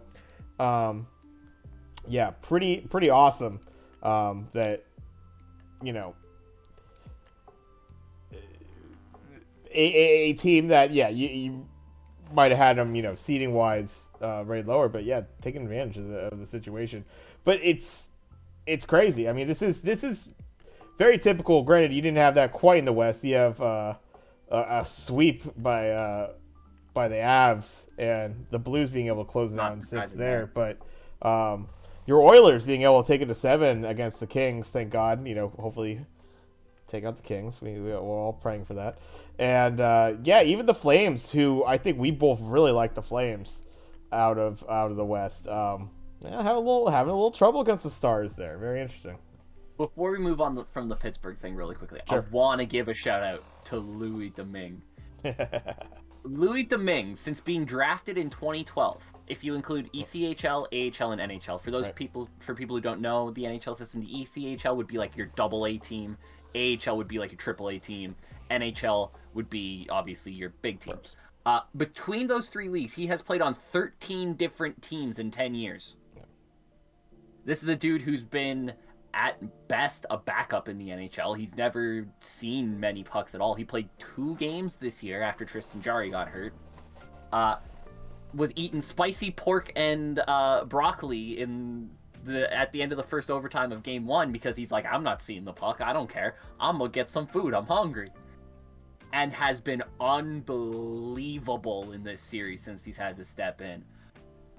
Things like this only seem to happen in the NHL. It's crazy. But shouts out to Louis Domingue, journeyman guy who's played for everybody you could ever imagine. He's already played for 6 different NHL teams. Right? Dude's been in the league for 10 years. Quick math on that tells you his job security's not always been the greatest. But doing it in the playoffs, good for Louis. The Flames series. We'll start with that one before we get to the Game 7s, I think. Jake Ottinger is unbelievable. Like, I know he had a good year, but I looked at him, I'm like, it's like, what is he, 23, 24, or something like that? Like, he's super young, never really played at an NHL level before this year. It's his first time in the playoffs. The nerves are going to be there. He's the only reason this series is still a series. I saw a post which had expected goals saved, right? The best and the worst in the NHL. The second best expected goal saved was the guy from Colorado whose name I'm completely blanking on here. Darcy Kemper. It was Darcy Kemper. Had a 5.2 expected goal save. Jake Ottinger's expected goal save is 11. This guy is the only reason this series is still a series. Dallas still can't score, right? They still cannot score goals. But Jake Ottinger's keeping them in games. And if Jake Ottinger can steal them one in Dallas tonight, you go into Game 7. Game 7s are wild. Anything can happen. You see the weirdest things ever in Game 7. The Dallas Stars beat the Edmonton Oilers 5 years in a row in the playoffs. 6th year went to a Game 7 and went to a triple overtime. And the Oilers won. Right? Game 7 is just a place where the rules no longer exist. Right? Anything that happened in the first 6 games don't matter. It's winning you're in, losing you're gone. And if Dallas can get there with Ottinger playing the way he is, Calgary's going to be feeling really nervous. Yeah, I mean, I have a natural, dislike of Dallas teams. Never loved the Stars as a Sharks fan. One thing that kind of makes me hope that they at least put this to a Game 7. Obviously, we got our old boy Joe Pavelski, who's kind of been who's really he's stayed up there. He hasn't really lost his steps since going over to the Stars. Even more so, you would argue in some regards, I think, as far as maybe some notoriety. People starting to find out who the hell Joe Pavelski was, perhaps. But this is gonna be an interesting one. I think it was a tough game for the Stars, that last one. They had the ability to be the ones to pull out ahead and looked good through 2 periods, and then it just all kind of fell apart the third with a team like Calgary. That's just gonna kind of happen. So you got to hope that they're able to if you are able to get out to an early goal and take this lead again, you're able to make that 2, maybe 3. Get yourself a little insurance there so it doesn't all slip away as quick as it did for them. But yeah, that's going to be awesome. I mean, it's I think surprising. I think Calgary is one of those teams I would have half expected to have already closed this out. But scrappy performance by the Stars here should be great going forward. And then why don't you lead us through some of these game 7s, because I know you've been taking a look at one, but yeah, I mean we got a few here, a couple on the three east of side. them at least, potentially more. If New York, Washington, and Dallas can win, we could have up to 6 game 7s in round 1. Wild shit. But we have 3 guaranteed. All these 3 are going down tomorrow. Boston and Carolina shocks the hell out of me, because I had no faith in Boston. Their goaltending situation has been kind of all over the place all season between Swayman and Ullmark. It looks like Swayman has kind of taken control of the net there, which doesn't surprise me too much. He was the better one throughout most of the season. Would be shocked if he's not the one going in Game 7. And obviously, Carolina's goaltending situation, because Frederik Andersen's been hurt, and Antti Raanta obviously had that concussion. So they were going to like a 19-year-old for a little bit there, Piotr something or other. It's been a wild series. And for this thing to go to a Game 7 for Carolina has to be horrifying. Because this Boston Bruins team, though they're different, are still very much the same from those scary, mid-2010s Bruins teams. You still got Marchand. You still got Bergeron. You still got Pasternak. You still got McAvoy, right? You add in a guy like Taylor Hall to that team who can be a difference maker. That, though they don't have the same depth they used to have, man, they're still scary at the top. I love it because it's like these are names that I've been kind of like, I've had my phases of being really into hockey, and during a time when I was really into hockey, these guys were still pretty much right here in the same position. I'm like, these motherfuckers are still skating out there. God damn! All right, let's go, boys. Patrice Bergeron is still one of the still most out there, underrated baby. players in the NHL. Man is in mid-30s, just looking great out there. Yeah, it's just one of those things where you get into that Game 7 and you got that kind of experience staring you in the face, and the Hurricanes don't really have that. The Hurricanes are a pretty young team for the most part, without a ton of playoff experience. This is a scary situation for the Hurricanes to be in. One I don't think the Hurricanes wanted to be in their first series, because I think they know as well as everybody else does. Bruins in Game 7, that's going to be a scary thing. Now, it's in Carolina. That's going to be a big deal, because say what you want about hockey fans in the South, they can be a little bit fickle. Those Carolina fans come out, man. That building's going to be rocking. And that's going to be something very advantageous for the Hurricanes. But, again, that much experience, those guys, that's not going to phase them, right? That's not going to phase Bergeron. That's not going to phase Marchand. They played a Game 7 in Toronto a few years back, man. Ain't no way you're rocking that building like Toronto does. So, it's just not a situation I think the Hurricanes wanted to be in. I do favor the Bruins in that game. I do think Carolina's the better overall team, but you put yourself in a situation where the experience is going to matter a great deal. And I think Boston ends up pulling that one out. But then, not the one that's closest to my heart, but maybe my favorite Game 7, Tampa Bay and Toronto. Yeah, okay? Yeah. That's a great one. For people who don't know hockey, let me tell you the story of the Toronto Maple Leafs. They've been a good team since 2017. That's when they got Mitch Marner and Austin Matthews and all the players that are great for them now. That's when they had them. They've been a great team ever since then. Since that time, in games where the Toronto Maple Leafs could close out a series, they are 0-9. This team cannot win in the playoffs for some reason. I don't get it. Well, they can win to an extent. They can win until they really need to win. Until they need to win, and then they can't. In the past, it was because Marner, Matthews, stuff like that never showed up. They've actually showed up this year. I think Matthews is up to 8 or 9 points in the playoffs. Marner is up to 8 or 9 in the playoffs. William Nylander's got 5 or 6. Right, like their big guys have showed up.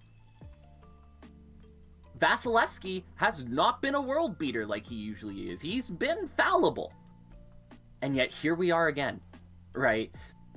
They go into game 6 with a chance to just close this thing out, put it in our rear view, forget about this series. We can finally move on to round 2. We haven't done that since 2004.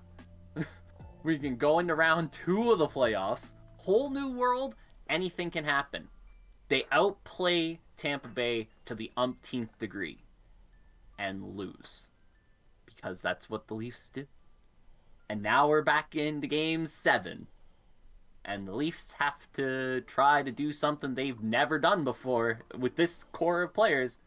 Actually win something. Boy, I don't want to know what's going to happen to that team if they don't win.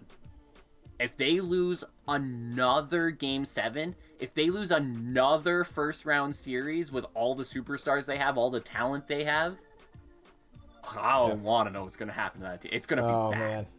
It's going to be bad. Their heads will roll. Coach will be fired.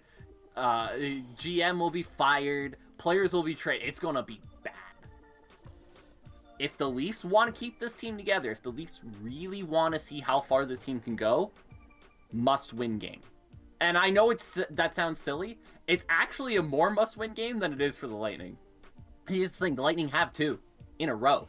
Nobody's going to question the Lightning after this game. If the Lightning lose this series, hey, ran into a tough team and they played the shit out of them. They pushed them to the absolute limit. Got 2 rings. Nobody's going to question that team. The team that is going to get questioned if they lose is the Toronto Maple Leafs. Because, they did it again. Yeah. They've been to the playoffs every season since 2017. They have had a chance to win every series they have played in the playoffs since 2018. They have not won a playoff series since 2004. This game is kind of era defining for this Toronto Maple Leafs team because I don't think they get another chance. I don't think management can afford to give this build of this Leafs team another chance. Right? How many, okay, so in 2017, well, they're young, right? They don't know how to play in the playoffs. In 2018, they ran into a buzzsaw of a Washington Capitals team. That's fine. 2019, the Bruins got us again. 2020 is the Columbus Blue Jackets who wouldn't have made the playoffs if it wasn't for the COVID pandemic. That's a problem. Last year is the Montreal Canadiens, who the only reason they made the playoffs is because they played in a weird Canada division. Oh, and by the way, they were the worst team in the NHL this year, and you lost to them too! There's no more hiding for this team. You either show up, or it's done. Yeah. You cannot give them any more chances. What? How long? Right? This will be year 7 of not doing it in the playoffs. I don't know how much longer you can wait. I just don't. I will say, I my knowledge of the 2 teams may be a little lacking, but 2 things I'll point out of why I really like the Lightning here. First of all, they have a guy called Ross Colton, who in 16 minutes of play got 9 hits. Oh yeah, Ross love it. Bodies on bodies. Fucking man's throwing down checks. My second favorite is they skate out a guy there for about 8.5, 9 minutes of the game called Pat Maroon. Rhymes with Patrick Maroon. Pat Maroon rhymes with good old Falloon. My boy Pat Falloon from back in the day. That's an old throwback right there. I love to see it, so why not? Edmonton Oilers cult hero Pat Maroon, 2017 OT winner. I believe against the Sharks in Game 2. Yeah, ow. Don't worry, you guys ended up winning the series. Yeah, I mean, it was just one of those funny little names. I mean, sometimes I like to look, like, obviously there's some things that are going to stand out. Yeah. In hockey, it's pretty obvious to see, you have your plus minus, your points, obviously. Yeah. Maybe shots and maybe like face-offs even if you go that deep into it. Yeah. Hits, I mean, that's just a great stat as far as just like where are they at the ice. This guy's looking for the defenseman on the puck. If one thing that it seems like the Leafs do pretty well is they are dominating the face-offs against the Lightning right now. And against everybody. They were the best face-off team in the NHL this year. Yeah, so a lot of puck control there. You got to separate them. You got to get advantages on them from potential misplays kind of in the center of the ice there. So I like to see that on the other side. You got guys that in very short amount of times are absolutely fucking putting their bodies down. So Rangers and Penguins are tied at 2 now, by the way. Oh my! Wow, that was quick. So there you go. The rally coming back. Yeah. I looked away for a second. That was over maybe about 6 minutes of game time because I think I saw them with about 18 or 17 left, and it was 2-0 still. There you go. Yeah. So that'll be a fun series there, and then we got one more in the West. I think we're gonna take a costume break. But we got the Edmonton Oilers, the 2, going against the LA Kings, the 3, tied at 3 games apiece. There we go. He's got the sweater on. Not bad. They did it. They somehow managed to not choke away Game 6. Listen, this Oilers team is perpetual disappointment.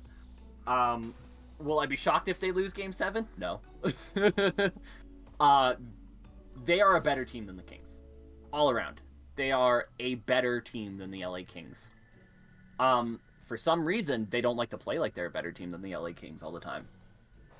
It's been driving me nuts. Mm-hmm. Also, Mike Smith is a walking factory of just panic and pain. Here's the thing. Realistically, the Oilers should win this game. In Game 7, your star players are always the one who set the tone. No star's bigger than Connor McDavid. In the NHL right now, he is your zenith. Nobody's better. You could argue the second best player is the guy who I got on the back of this jersey right now, Leon Draisaitl. There is no way on earth the Oilers should lose this game. However, that being said, this team has been very impressive throughout this playoffs of managing to piss away this series in many impressive ways. They game 2 and 3, they won 5-1 and 8-1. That should end a series. That's foot on the throat. You kill that team off. Yet we're talking about Game 7.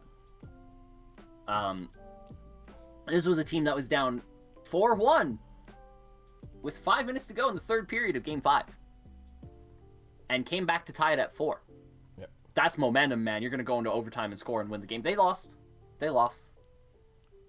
This Oilers team is incredibly impressive at just taking everything that should happen in the NHL and not doing it.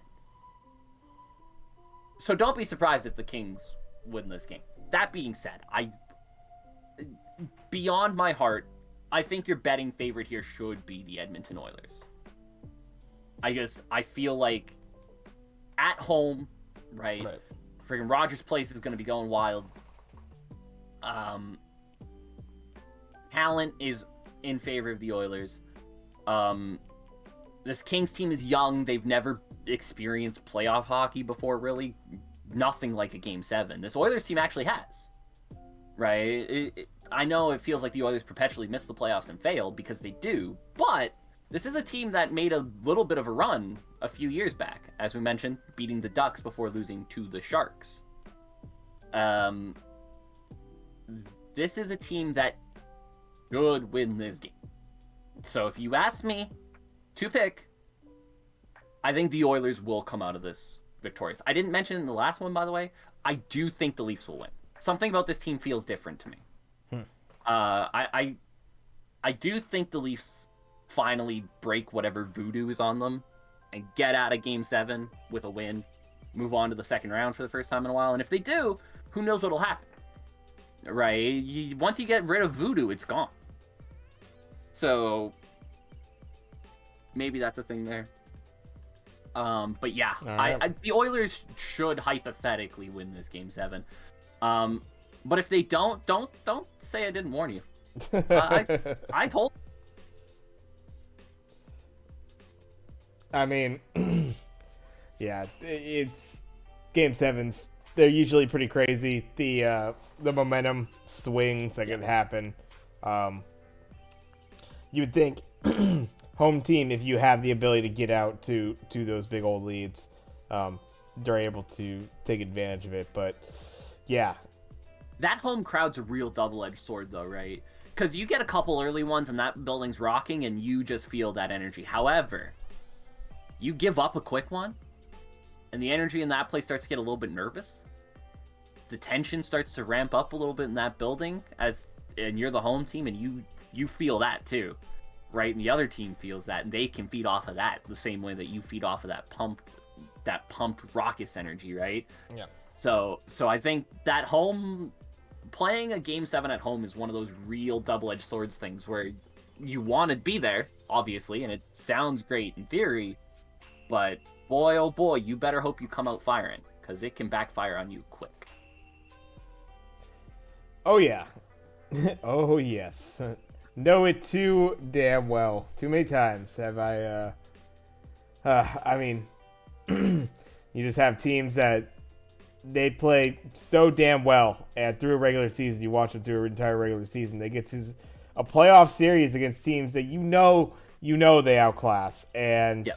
It just, oh shit, we can't get it by that goalie, and now we're turning it over, and they're, Christ, and then before you know it, you've lost 4 games and you're fucking out. And that's the crazy thing to me about this Oilers-Kings series. Jonathan Quick hasn't been outstanding.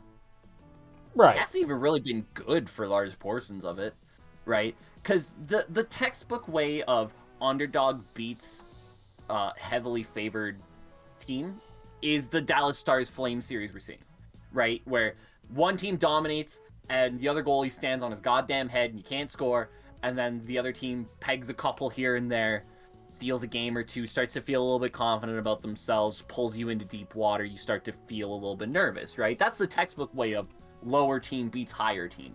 This has not been the way the Oilers series has gone. Oilers have gotten their goals. Like I said, they won Game 2 5-1 and Game 3 8-1.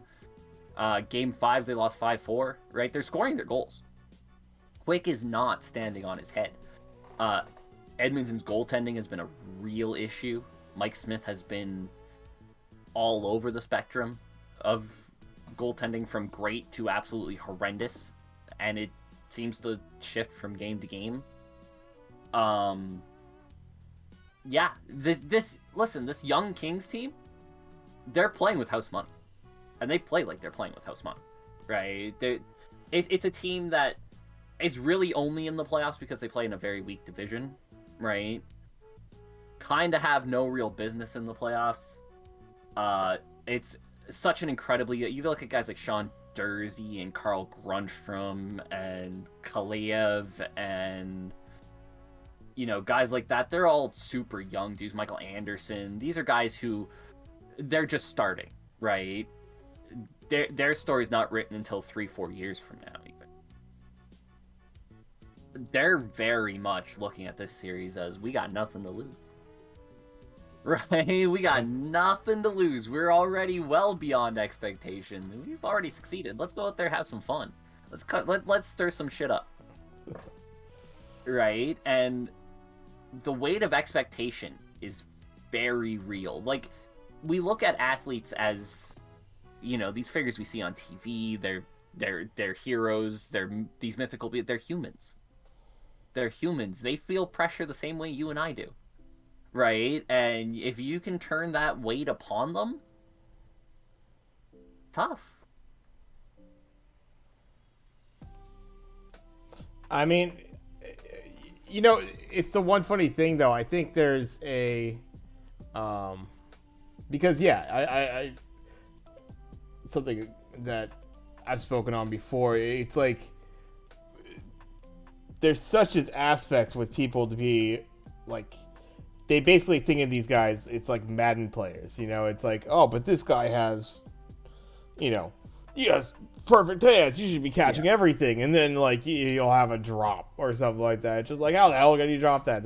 And you just sit back and you're just a spectator of this thing, so you sound like a jackass, basically. But the one funny thing about it that I don't think is ever taken into account is it is something like pressure, like you're saying, like because you think as athletes you're always facing pressure, so like maybe you get desensitized to it. No, when it comes down to it, when the fucking lights are on and game 7, tie game, whatever it be, like some guys maybe have the ability to really just shut it all down and they could just focus on the moment. But a lot of people don't. A lot of folks don't. Even your top professional athletes are just not going to have the ability to not take in a bit of it. Now, do they push through it? Absolutely. But then you get guys afterwards that'll just, like, if they make it, it's all smiles and shit when it happens afterward. Yeah. But if you ask them about it, they're like, how you feel? I was nervous as fuck. What do you, like, that's the realistic, just the real of it. I don't even think it's a shut it down thing. I think it's a thrive or die thing, right? Like, I think there's some guys who they love that pressure. Give me all of that pressure, right? I want to feel that, right? That's when I play my best, right? And some dudes just shrink under it, right? And not even, like, when I say that, it's not even, like, one of those things where it's, like, that you're only one of these two dispositions. There's some guys who start off like really not loving that pressure, and then all of a sudden they find something that gets them into it, and then you get to that moment and that pressure changes you, right? The old adage about pressure cracking sinks and making diamonds, right? Bursting pipes. Pressure bursts pipes and makes diamonds, right? I don't think, I mean, I don't know. I've never been a professional athlete, but I have trouble believing any professional athlete can truly just turn off the pressure, like the background noise and everything, right? I think it's a thing where there are guys who either hear it and go, let's go. Now we got this, right? Now it's my time. And there are guys who hear that pressure and, like any natural human reaction to that does, maybe feels it a bit more, right? Their legs feel a bit heavier. Their arms feel a bit heavier, right? Every move feels like it takes more energy. I will say, like, for the stuff that I haven't taken much seriously, and obviously this is not talking from a pure athletic standpoint, but from a competitive standpoint, in like the times when I feel like I've done really well in like tournament and stuff like that, as far as like speed running stuff, and it's kind of going outside, but we're video game players that talk about sports, so it has to be pressure happens. But pressure happens in every situation, right? When I've played my best in certain situations, in tournament situations, in last game scenarios, it's like you remember the beginning of it, and then you do the thing, and then you get to the end of it, and then like you don't. It's fucking gray area. Like you almost like not even do a trance or anything like that, but you just perform, and like that's when you're doing well. The times when it's not going well is when you're overthinking all that stuff because the pressure of the situation. And it's impossible to just like shut it. Oh, just don't fucking think about it. No, that's fucking impossible because you got all these factors going in. Exactly. And you feel like you need to focus on it. And in some aspects, like, it's not necessarily a terrible thing, but I think there are, I heard stories of, I think it was probably McAfee talking about it as far as like a guy like Adam Vinatieri that he's just, all right, I got to make a field goal to win the game for the Super Bowl. Just white noise. Routine. Into the routine. And then it clicks back. And I think there's guys that don't operate like that. Like, I think a great example of that, you have some of those kickers that I feel like they are really living in the moment. Like, the Grammatica boys. Like, I feel like they're fired up right as they're going in there. And they're taking all in. Sometimes it fucking blew up in their face. But other times, like, I mean, they're kind of, they were, well regarded, kickers during their era. So it's just like, I don't know. People take it in differently, to your point. I think some do have the ability to just like, you start the task, you just perform, you don't even really remember it, and then you get to the end of it. And then all of a sudden you won. And it's like, yep, we just did our thing. I don't know. I couldn't tell you what exactly happened. that repetition, right? Like, I've done this thousands of times in practice. Don't need to worry about anything else. Just do exactly what I always do every time. Yeah. Right? And that's fair, right? I absolutely think there are guys who are like that, who's just like... And I think you've heard guys say it in the past, like, oh, what happened here? Oh, I'm just doing what I always do, right? Yeah. Oh, man, how do you get, oh, man, those 2 free throws at the line. So clutch. Yeah, I was just doing what I do in practice every day. And it's just like, it's such a dramatic thing. That is something that you literally do all the time. Yeah. I could put down a couple free throws, no goddamn problem. You put me just shooting at the line, but you put a game on the line now, like a whole 47, 8 minutes or whatever have been played out beyond this point. All these fucking things have happened. I've played my ass off, whatever, for all this time, and then it comes down to me putting this ball with nothing else happening. It's not anybody fucking else's fault but you, my guy. Like, penalty kicks for soccer, I gotta imagine, like, you see him, motherfucker will spoon it, and that ball will go 7 feet above the goalpost and just fly into the stands, and you're like, how the fuck can a professional soccer player completely whiff a penalty kick like that with the game on the line? It's just like, yeah, he got under it a bit, and yeah, maybe the pressure was just too much. Everything was on the line for that kick. Like, I gotta imagine that's an insane scenario to be put into. Another thing to really put into that, because like, all that's true, right? Take that and magnitude it by 40,000 people watching you do this routine thing that you should make because you do it all the time. These guys are professional athletes. They can't fucking kick a ball. Like, exactly. You're a fucking dipshit to the highest degree, if that's how you feel about it. Listen, mister, I kicked junior varsity on my high school team. I could hit 40 yards at junior varsity, and, when we're in my backyard, I can kick 50. No. Great! Let's put you in a football stadium in pads in front of a whole 60, 70,000 people, all chanting, watching you there. You gotta wait for the perfect hold, the perfect snap. Again, in pads. You see people running right at you. Go ahead, kick. Yeah. And it's one of those things that it goes beyond, like, people will always...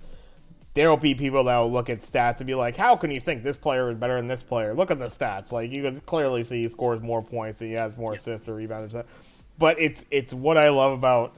And while I'll always have a guy like Kobe at the top of my all-time player list, that motherfucker, anytime a situation was going down to where that game was on the line, give me that fucking ball. I am shooting a fadeaway 3, and sometimes that won't go, but he wants it every goddamn time. Like, my same argument, but it's with Jordan instead of Kobe. But sure, I mean, absolutely. Ice cold, dude. Absolutely ice cold. Give me the ball. And there's times where, Jordan had his Steve Kerr moment, right, or something like that. And you know, obviously Kobe had his Shaq to go to or something like that. But it's just like in those, like, not afraid of the moment by any means. Those guys, I want a guy like that almost more than I want a guy that's just gonna like fill up the stat sheet. Yeah, of course, filling up the stat sheet, those will win you a lot of games too, because you'll never have the pressure moment at the end of the game, right? There's no pressure moment when you're up 6-2 in a hockey game, right? With a minute left. Who gives a shit if you pull your goalie? So this Rangers Penguins game is going off. 3-3, baby. Yeah, I got it. Yeah, I've seen it. It's fucking spicy. So that'll be I'll be definitely watching that through the rest of the evening. Let's see. Anything else you want to hit on upon? We kind of went off a tangent there. Anything you want to hit on the rest of the NHL hockey stuff? Playoffs. I mean, we kind of talked about the Panthers have been really disappointing to me in this series. I figure they'll win it, but exactly, I gotta agree. Like, so my thing is, if you're the Leafs or Lightning, you're loving what you're seeing in that series, right? Because you were probably looking at that one going, okay, the Panthers are going to be a little bit scary, and then you watch what they're doing with the Capitals and going, fuck, we get past these guys, we're rocketing into the Eastern Conference Finals, baby. Right? Like, I've seen nothing out of the Panthers. And the Capitals, there's a reason they were a wild card crossover team. They just weren't that great this year. But hanging. They picked up a couple games, made this a 6. Yeah. More than you would have thought, right? I'm scared of how bad the Panthers look. And again, like, especially you're a team like the Tampa Bay Lightning. You've won back-to-back cups. You know exactly how this works. You're in this grinded out series, and you see what's happening on the other side, and you're like, oh, we're about to bring so much momentum into this team that looks like shit, right? Because here's the thing that we haven't touched on yet. The winners of these Game 7s are going to be going into the next series with so much momentum going on. There is no thing that you can do in life that'll make you feel better than winning a Game 7, right? Like, God forbid you're the goalie who makes like 40 saves in a Game 7 and wins that thing. You feel invincible. No, nothing's gonna beat me ever again, dude. Like, and this Panthers Capitals series, again, let's say the Panthers close it out tonight. They're coming out of this in 6 going, we really should have beat that team in like 4 or 5, and we struggled mightily to get past them. And you're the winner of this Leafs Lightning series coming out of there going, yeah, we just played probably the toughest team in our division, right? Right. I'm looking more at the Leafs Lightning series than I am like the Bruins, Hurricanes, and Kings Oilers, who I think are both gonna, if they win, if the top teams win, come out of those series going, we're not feeling so hot. We need to fix whatever happened in that last series now, right? Yeah. Leafs Lightning, I feel like that was a series that both teams probably felt coming to the playoffs. Like, this is going to be a tough matchup. Could really go either way. And it's been a dogfight the whole way. And you come out of that, you're probably going to feel pretty good about yourself. Yeah, I don't know. I think it could be kind of. You take a couple different ways. It really depends on like the makeup of the team, truly, and how they respond, right? Like, so you could come out of a Game 7 and you're feeling great because you rallied up and that sort of thing, but you're going right into another series with a different team, and if you come out flat in that first game, all that fucking work you just did, hey, good luck. You're into a whole nother situation, and you gotta step back up and you gotta find what got you through that set, to that 7 before. And if you do, like, if you're Pittsburgh right now and you fucking close this out against what would be on paper, I think, generally a little bit better regarded Rangers team. Obviously, points, they were pretty damn close, but Rangers, edging it out there. And I think on paper, just thought of as a bit of a better team, just a little bit. I agree with that. I think just a little more athletic team, a little stronger, a little faster, that sort of thing. And it just, it's. I think if you're the Pens and you're able to fucking stomp this out right here in 6, you gotta be feeling pretty good. And then on the flip side, if you do take it to 7 and like it's one of those ones you just kind of scrape by, like if you're the Hurricanes, you're going, okay, we moved on. Hey, we got fucking through it on the next series. And what the hell went wrong in that last series? It's possible. Good learning experience. A good check. Sometimes teams, they think they're so goddamn hot, like the Dodgers or something like that, and they, they're fired through the regular season, and then they get to the playoffs, and it's a different goddamn beast, and you let your talent get to your head a little bit. We had the fucking Bengals make the AFC Championship last year out of fucking nowhere because I think some teams thought they were really, really goddamn good, and they were, keyword were, really goddamn good, and then they got put in that situation and they just didn't clutch up. You just let a team like that hang around, a scrappy-ass Bengals team that wasn't supposed to be there, and all of a sudden you fucking lose that game and you're out. Like, oh, shit. I would argue in the NHL it's worse.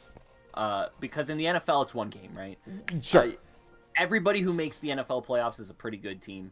You gotta play them one game, right? I think if you really look at that Bengals thing, over a 7-game series, the Chiefs probably end up beating them, right? They just got more talent at the end of the day, right? I think over 7 games, you don't get caught the same way you do in one, right? Yeah. Perhaps. In the NHL, man, if you're playing a team that on paper looks significantly weaker than you, and it ends up going 7, you're probably feeling like, what's happening here? Why is this team hanging around? right? It like I said, NFL I think is just a little bit different because the one game thing, right? Yeah, it's an important aspect, of course. Anybody can get caught in any game, right? The Right. freaking Colts would have made the playoffs if they didn't lose to Jacksonville at the end of the year, who was the worst team in the NFL. Yeah. Any team can get caught in a one game scenario. I think that's the interesting thing, though, is when you have a squad like a Tennessee Titans last year, because they were the epitome of a how the hell were they the first seed in that conference. When you have teams, you have teams up and down that conference. Everybody would point to the Chiefs. I mean, even at an early point, even though they didn't end up making the playoffs, you would have thought, like, even the Chargers have a run for that. You have all those AFC East teams, Bills obviously being the mainstay, but the Patriots coming up. And so I think the one thing is, like, even when you get that number one seed, it's so precarious. It's just like, it's you are going to be running into a team that probably only has maybe a few less wins. Granted, it's a 17-game season, not a long season. But it's the difference is perhaps it's all about how they lose those games. Was it like ending game field goals that you lost by, that you won by? Like the margin for error, even though scores in a hockey game could just be one goal, sometimes it feels so crazy how football games, like, I feel like if a game's even obviously within a touchdown, you're just within a possession, but I feel like even games that are dictated and won by like 10 points, that sort of thing, sometimes that double digits looks so much bigger than it actually was. Like, actually, for about 3.5 quarters, that was a fucking tie game. They were scrapping it out. One team got a touchdown, a field goal late to wrap it up, and it was all over. But it's like, you have those situations, I think, play out quite a bit. And I think with a game like hockey, it's you have pull away games, and obviously you situations where you have your garbage times. You have those crazy, as you brought up earlier, 5-1 situations, and you have rallies back, so you have the other side of it too. But you have the ability to just, we took a tough loss there. You have many more opportunities in this series to rectify it. So it's a great point. The other thing I'd say about hockey, which I think is very understated about the NHL playoffs, more so than almost any other sport, I would argue, one position in the NHL can change a playoff series, and it's the guy between the pipes, right? Right. A good goalie can legitimately win you series that you have no business winning. E.g., Dallas Stars, Calgary Flames, right? The Stars are still in this series. One reason. His name's Jake Ottinger. That's it. Yeah. Dallas has been the second best team on every other position on the ice. Name any player, they have been worse than a Calgary Flames counterpart. Yeah. Except the guy between the pipes. And it's Dallas is still in it. And it's crazy fickle too. As a Sharks fan, I know the Chicago Blackhawks stole a fucking cup from us due to Antti Niemi. We then took Antti Niemi from that team, and we were never able to recreate that same thing. It was just, what the fuck do we have to do? We got the guy that beat us, and we can't. Yeah. And you see it every year where it's just sometimes it's just some random dude you've never heard of in your life, career backup guy, all of a sudden steps in, has the playoff run of his life. Because, I don't know, outside that whole pressure that we're talking about, it's just like, goaltending, just get on a fucking streak. It just takes getting hot. It's just it. If you get to this point, if you're an NHL caliber goaltender, you have the ability to hit that stretch of games where you just get unbelievably good and you can't be beat. And if you hit it in the playoffs, that's it. You're made. Yeah. Because two reasons why you're made. A, you get to have an unbelievable playoff run where you look like the second coming of Jesus Christ himself. And two, somebody's going to pay you a whole lot of money for that stretch of games when probably the reason why you weren't a starter before then is, on an average, you play like a backup, but you hit that stretch of games at the right time. I think a famous example of a guy hitting that stretch of games, have you ever heard of Andrew Hammond? Sounds a little familiar, yeah. So he was a goaltender for the Ottawa Senators. I think he's still in the league now with somebody or other. But he set the Ottawa Senators record for most consecutive minutes with a shutout. He spent like 400 minutes in net before he allowed a goal. Won 15 straight games or something like that. It got to the point where they called him the Hamburglar, and they were throwing hamburgers on the ice after the game, and he'd be picking them up and eating them because he's an absolute fucking savage. I love it. The trust of that to pick up a wrapped McDonald's hamburger and go, I'm gonna eat that shit. Yeah. I thought we were having like raw not raw patties, but I thought we were having just straight up patties like on the ice. No, like full on McDonald's like cheeseburger. Somebody grabs it, throws it on the ice, pick it up and eat it. It's pretty crazy. I have no idea who bought that McDonald's cheeseburger or what they did with it, but you do you, buddy. Hey. But my point on this being, he went like 15 consecutive games without losing, set the Senators shutout record. It was shutout for like 400 or something minutes. Really never played a stretch anywhere close to that ever again in the NHL. Has been a career AHL / backup guy ever since. Imagine if he hits that stretch in the playoffs. Right? You hit that stretch in the you don't give up a goal for 400 minutes, you're going to win a series guaranteed. Right? Yeah. Yeah. You get paid for shit like that, right? And that's the thing about the NHL playoffs that I think is so wildly different, right? Like, even the NBA and stuff like that. Yeah, you can have a guy who can shoot unbelievably well, but if he's got no help, right? If you got a guy shooting 40 points a game, nobody else is getting more than 15, probably not winning much, right? The NFL, you can talk all you want about quarterbacks, but guess what? If he ain't got nobody to throw to, you're probably not going very far, right? If you don't got a receiver who can make those catches, right? If your defense is giving up an equal number of points, that quarterback can only do so much. In the NHL, I know they can't score goals, and a lot of people will point to that, but if you can make it so that your team only needs to get one, there's a good chance they can do that. Yeah. Right? I think it's the one thing about the NHL playoffs that's radically different from almost any other sport, right? Like, you can make the argument about a quarterback in the NFL, or like the LeBron James factor on teams, but let's not forget, LeBron James didn't win a championship until he had Wade and Bosh, right? A pitcher, but a starting pitcher can only play one in every 4 games, right? Or 3 if you're Mad Bun. Is playing 3 games. Yeah. Right? You need to win 4. Yeah.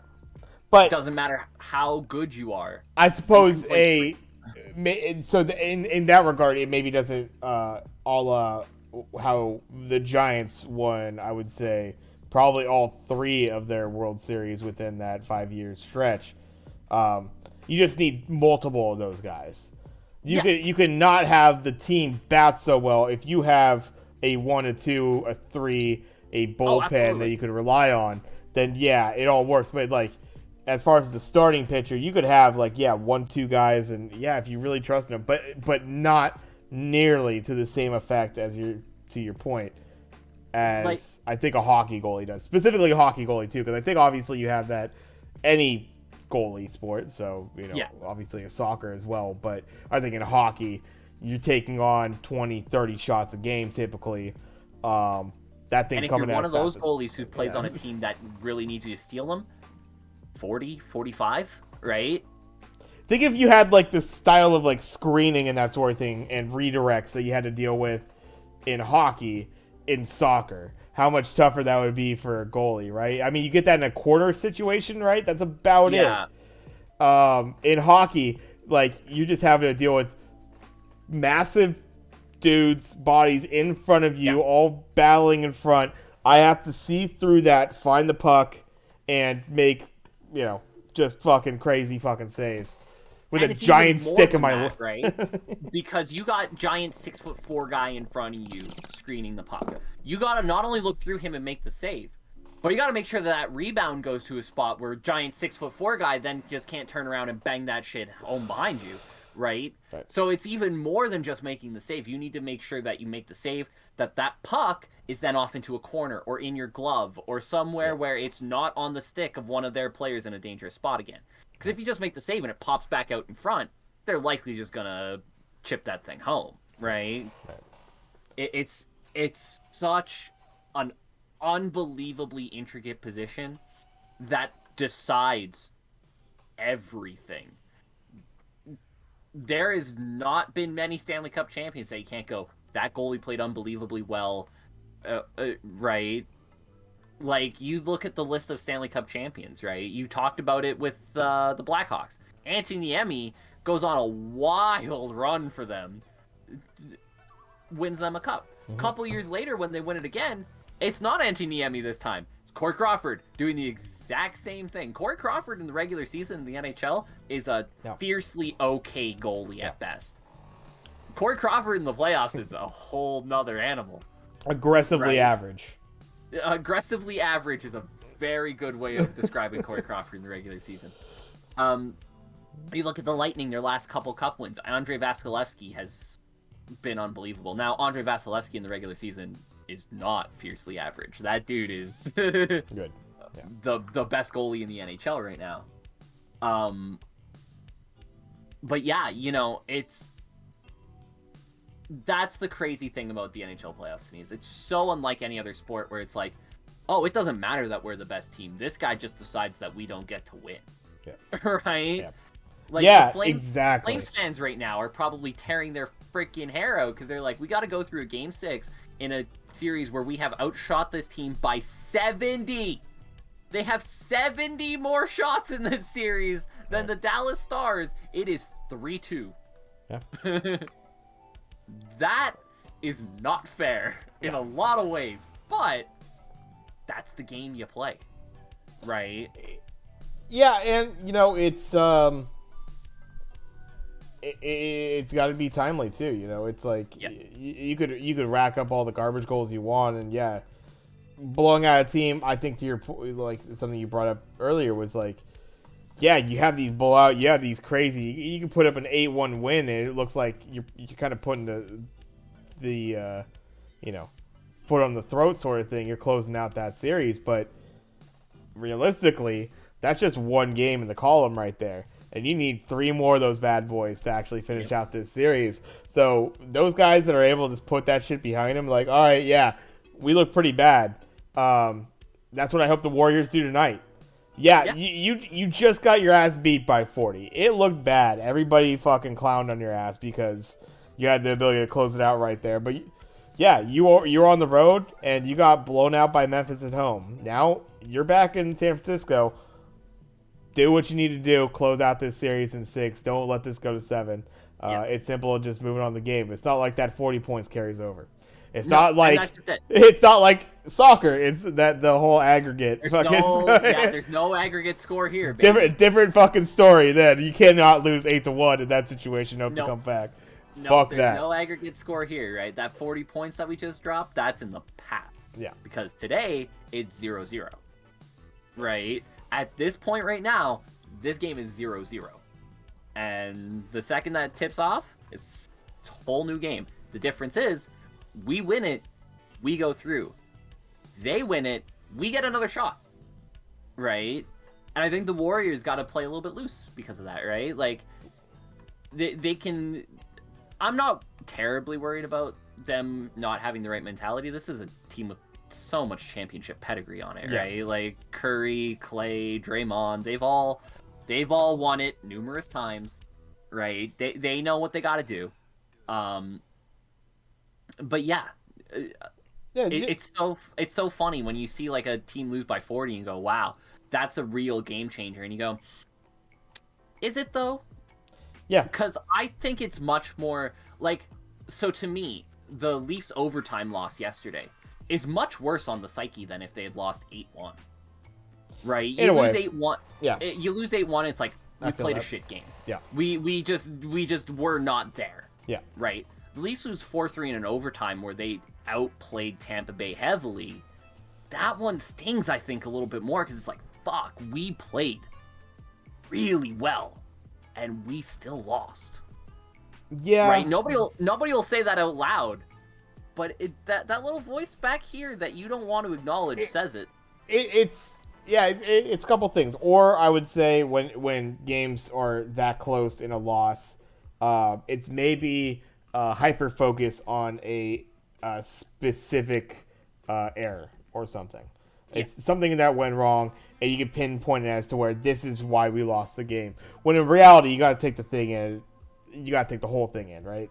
You should, but it's really hard to do that in the heat of it when you just have lost something. So you're just gonna be like, why the fuck did that thing have to happen?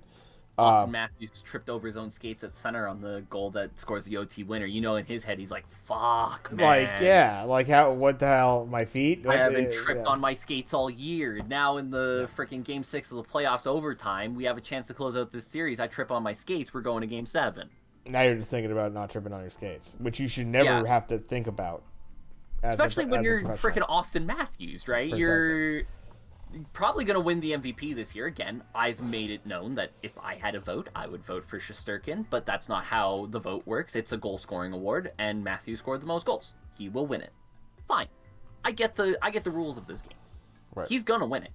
You are one of the best players in the world. Right. And yet, I guarantee you, even for him, that moment's playing in his head, right? Yeah, it has to. It's unbelievable. That's why I think, like, that 43-point loss, it's like, yeah, that sucks. But we played like shit. Yeah. It's so much easier to put behind you, I think. It's...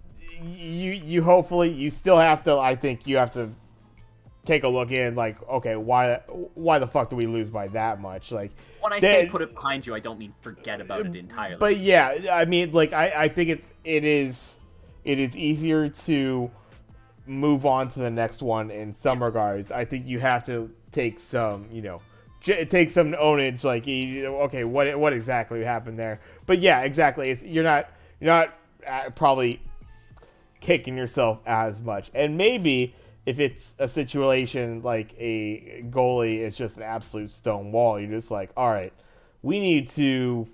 our offense maybe has to, like, we need to screen this guy. We need to make this work to where he is just not able to get shots that he's able to see or something like that. Like, you have the ability to, like, hopefully make that work for you, but it's tough. Sometimes it's crazy counterproductive shit you need to do. Like, sometimes you got to look at that and go, we need to stop taking so many shots and start taking better shots. Yeah, something right? like that. Sure. If we cut our shot count down by 5-6 shots, like Calgary, I think in Game 4 had like 57 shots, right? It's like, hey, listen, if we cut that down to like 35-40 and we take better shots, we probably win, right? Instead of just panicking because this guy's stopping everything, and the second we get the puck, just shooting it. Right. Stop. Let's pass a little bit. Let's open some stuff up, right? And it sounds crazy counterproductive, but like I said, sometimes it's little things like that make a difference. Yeah. But again, these are things that, like, yeah, it sounds easy enough to do. But the second that goalie starts making a couple saves, like if Vasilevsky comes out tomorrow in Game 7 and makes a couple of unbelievable saves early, there's going to be a couple guys who, that voice back here that they don't want to acknowledge is going, oh, fuck, here we go again. Perhaps. Yeah. Yeah, absolutely. I'd have to...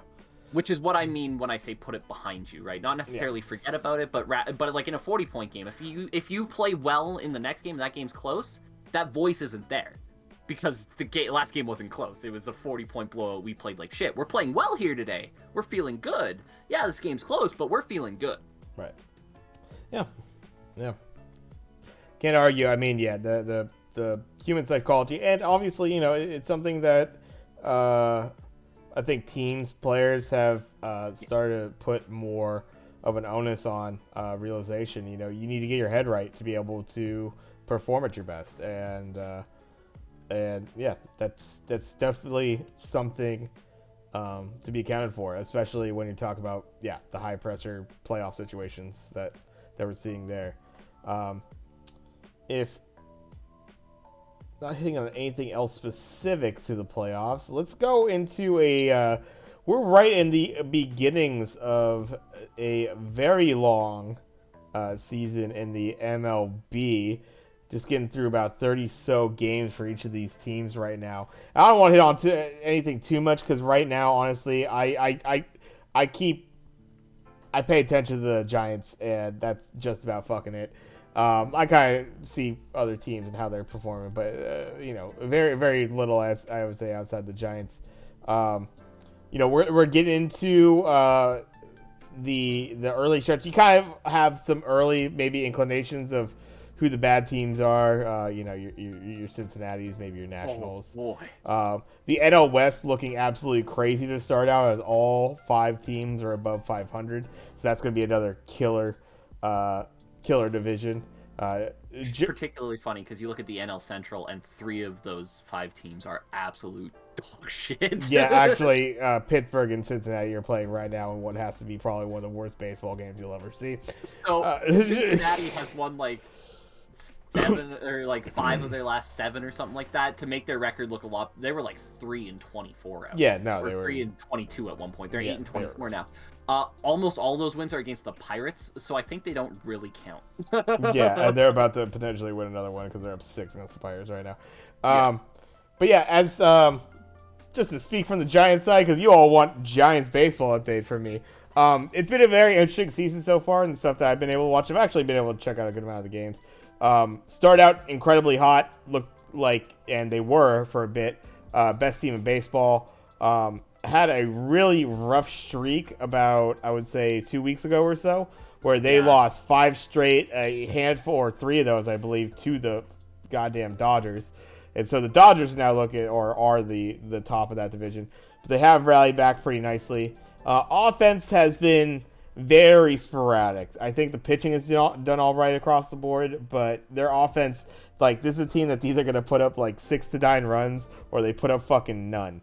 So a little sporadic in that regard, but Giants have been looking good. I look forward to as we kind of get into these the dog days of summer, checking them out a bit more as the other playoffs die down. But I don't know, anything you've been paying attention to in baseball at all? Obviously, Blue Jays, right? Being Canada, that's kind of our team, right? I'm sure there's a few people in Vancouver who are Mariners fans, but for the most part, for the most part across Canada, it's kind of a Blue Jays thing. I've liked their start for the most part. They've hit a bit of a rough patch here. A lot of people are panicking in Canada because that's kind of what we do with sports. I mean, panic buttons being pressed because we've lost 4 in a row. It's baseball. Yeah. Spoiler alert: they're gonna have longer stretches than that where they lose games. They're 17-15. They've had, I would argue, maybe the toughest schedule in baseball to this point. They just finished playing 20 games in 20 days. They played 30 games in their first 31 days. Wow! Holy shit! Yeah, it was, but like 9 of those games against the Yankees, 6 against the Red Sox, 6 against the Astros. Right. They have had a hell schedule to start. So, they're 17-15 right now. And that's pretty good. Going through a little bit of a streak. Yeah. Like, that's a good spot to be in. Yeah. You look at coming up here in the next little bit, because, like, I know people are panicking. It's like, okay, so you got the Rays here and then the Mariners. After that, you get the Reds, Cardinals, Angels, and White Sox and Twins. Most of those teams have been pretty dog shit so far. You're going to get those wins back. Everybody, deep breath, make her relax. Gonna be fine. They're a good team. The offense has struggled a little bit to start the year, but you look at the bats in the lineup, they're gonna pick it up, right? Like guys like Matt Chapman has been a guy who's been a consistently good power hitter. He's going to hit his fair share of home runs. Vladimir Guerrero Jr. He's only hitting 290. The world's falling apart. I know. He's gonna be fine. They've had to deal with some injuries early. Pitching has been great for them. They'll be fine. I am far from panicking. I know that there's a lot of people who look at this recent stretch and go, "Oh my God, what's going on?" They're tired. Yeah. What's going on is they're tired. Yeah, that's a tough stretch for sure. That's actually impressive that they have hung in there because they are they definitely have faced some tougher teams. So probably going to be looking a lot better than just a 500 team. I would suppose as their season goes on, they'll get some nice. That's the thing. You play a tough schedule like that early on.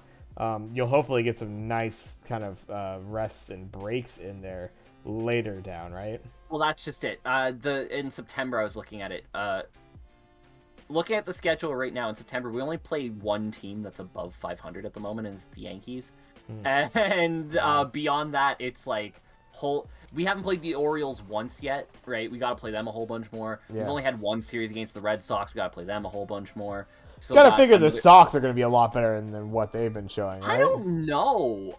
Like, I do think they'll be better. I don't know about a lot. I always thought they were going to be a slightly above 500 team, to be honest with you. Damn. 11-20 shocks the hell out of me. But I didn't love what they did this offseason by any stretch. Right? Like, they're still a team that's really, hitting-wise, a two-player team. Like, they added Trevor Story, but how much of Trevor Story's numbers are playing in Colorado? Yeah. Right? It's still really hitting-wise. Devers and Bogarts need to kind of do most of the heavy lifting, right? No offense to guys like Verdugo, like I said, Trevor Story, Jackie Bradley Jr., JD Martinez, who all are big names. But if you look beyond their names, what are they really offering you, right? So I don't know. I never was big on the Red Sox coming into this season. Now, did I have them at 11-20? No. No. Do I think they're going to end anywhere near 11-20? No. This is going to be a close to 500, slightly above 500 team, right? But honestly, a lot of the Red Sox problem too is the division they play in, right? Yeah, I mean, that was actually going to be my point. It's like that's the one thing. As much as I usually just kind of watch the and pay attention to the Giants and the general happenings of the NL West. The other division I will pay attention to is the AL East because it's usually spicy as hell because you have four teams that honestly are, they're scrapping the entire time. Obviously, the Rays being a little bit more of a surprise, I would say most times, but absolutely, like Yankees, Rays, Blue Jays, Red Sox. Like that's a great division of baseball right there. It's one of the few, like, I would love to, if I ever found myself at the right time in a Boston or in a New York, and I was able to catch a random Yankees game or Red Sox game. Let's go. Like, I would be all over that just because there's an atmosphere to that Fenway, shit. man. I'd love Fenway. Yeah, that'd be fun. That's the dream one right there. I used to be there on New York, but now they have new Yankee Stadium, and it doesn't have the same magic to me. Fenway, though, fuck, get me on top of that monster. You know what's for a baseball game? And we won't touch on this too much, but you know what's kind of funny, and I just thought about it, is I would totally kind of want to wear some of my Giants gear, but then I think about it, and I've seen other fans of teams that are not involved in the game that I'm at a Niners game. And it's Niners. I was at a Niners-Titans game a couple years ago. And there's a Cowboys fan that's a couple rows in front of me or some shit like that. I'm like, what the fuck are you doing here? You're not. Why are you wearing your shit? And then so I just thought about that. I'm like, yeah, no, I'd be that dipshit that was wearing fucking San Francisco Giants gear at a Red Sox fucking Blue Jays game or some shit, The last hockey game I went to, I distinctly remember this. It was a Vegas Golden Knights Edmonton Oilers game. That's where I got this jersey. It's nice. Yep. It was the people directly in front of us. I'll never forget. Wait, hold on. You bought that at the game, so we know you paid top dollar for that shit. Oh, this was not cheap. Yes, I know. I've been there. The people directly in front of us. It was a family of four. A father, a mother, and two sons.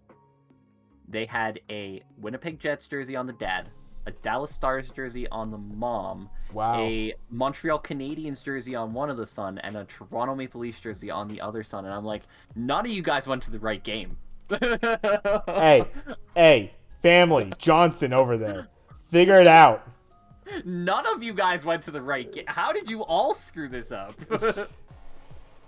Think you made a wrong turn off the fucking exit. Get the hell out of here. Like, it's impressive that all 4 of you are fans of 4 different teams and none of you found the right game.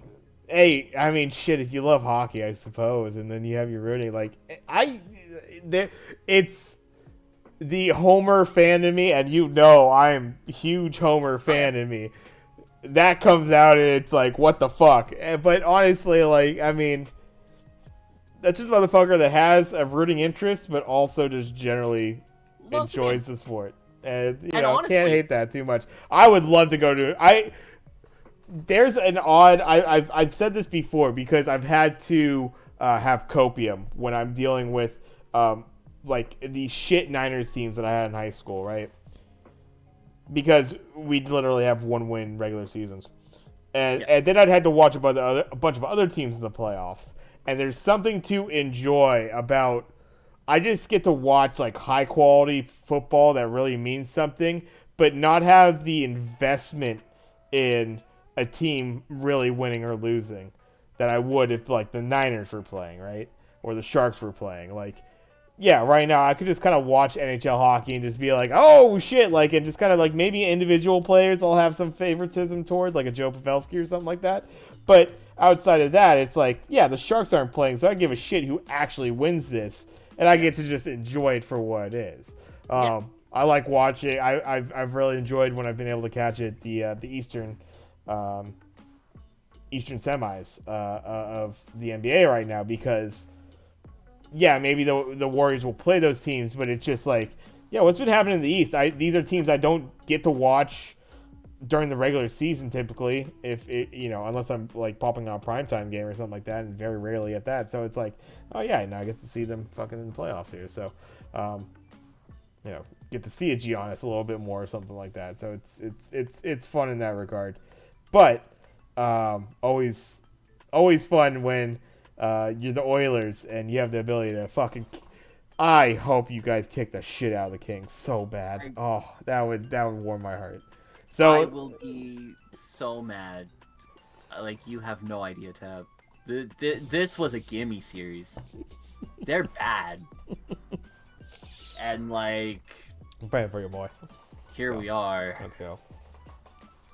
Well, but yeah, all will be right with the world if the Leafs lose. So. and see, that's a true fan right there, because at least this other team doesn't fucking win it. So. And that's why I really sucked at the Rams won. I don't know if there's a team like this in the U.S. But in Canada, like, even on your local stations, right, everybody's fucking talking about the Toronto Maple Leafs all the time. Yeah. And it drives me insane. Right? So, like, here's the thing. Leafs fans will always argue, oh, coast to coast, man. Leafs fans everywhere. There's no team more liked in Canada. I would argue there's no team more hated in Canada. Because, sure, there's people in Vancouver and Edmonton and stuff like that and Calgary who all grew up Leafs fans because back then there wasn't an Edmonton Oilers or a Calgary Flames or something like that. Yeah. But the people who are Oilers fans and Flames fans and Canucks fans can all unify in the fact that the Leafs coverage is fucking annoying. Yeah. Yeah, so, I mean, for NFL coverage, I mean, it's two teams, basically. It's the Cowboys and the Patriots. And you'll randomly see those fucking fans in random places all over. And you just know they're dipshits, basically. That's basically how you have to take it. What the fuck is this Dallas Cowboys fan doing in front of me in the fucking supermarket? Get the fuck out of here, you goddamn chump. I don't want to see you. Simple as that. Yeah, that is the Toronto Maple Leafs. I would argue the Montreal Canadiens, but I feel like the people outside of Quebec never, like, they always, when they had to choose, always chose the Leafs. Yeah. Right? Like, nobody was cheering for Montreal. So the Montreal Canadiens are kind of a bit more cool like that, because it's like, nobody's cheering for Montreal, really. It's our Detroit Lions, basically. We love our Lions. There's nothing but love there.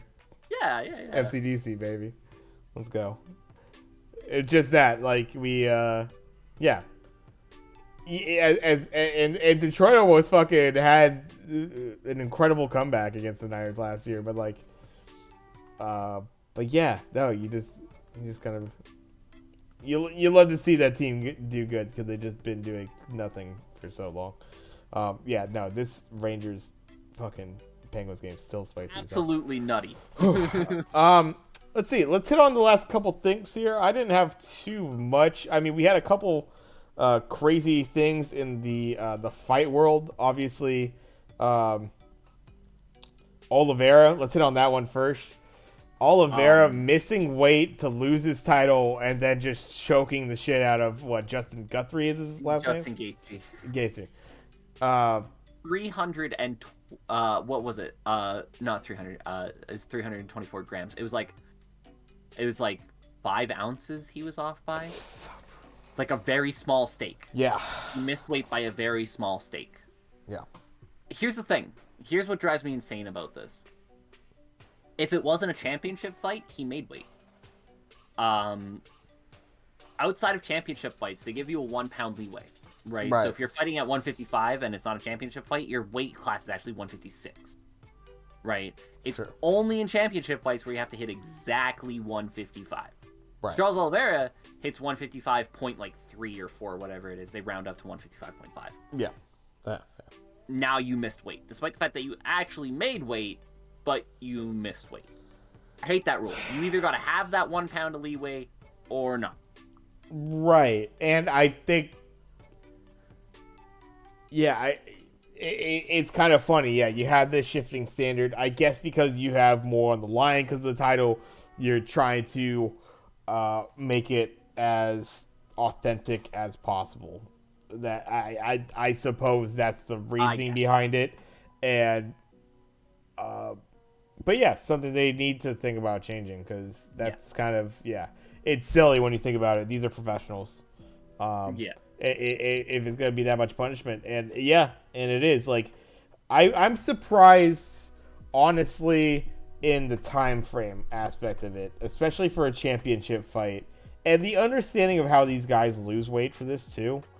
I think it's kind of I don't know how much liability the UFC has for this, but there are some there's serious health concern when you're asking a guy that has already probably been losing as much possible water weight as he has for the past how many hours he's been trying to do this cut, basically, days, whatever, and you just you're trying to wring the dry sponge to get an extra 0.3 pounds or whatever. It's risky. It's really risky to someone's health. They feel the need to have to do that because that's what's on the line is their championship, and you're gonna.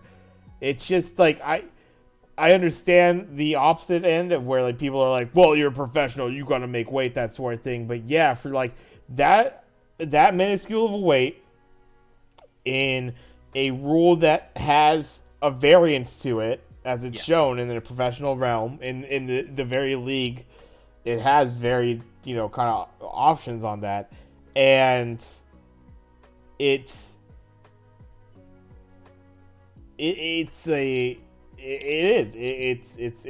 something that you're risking the general health of your fighters there.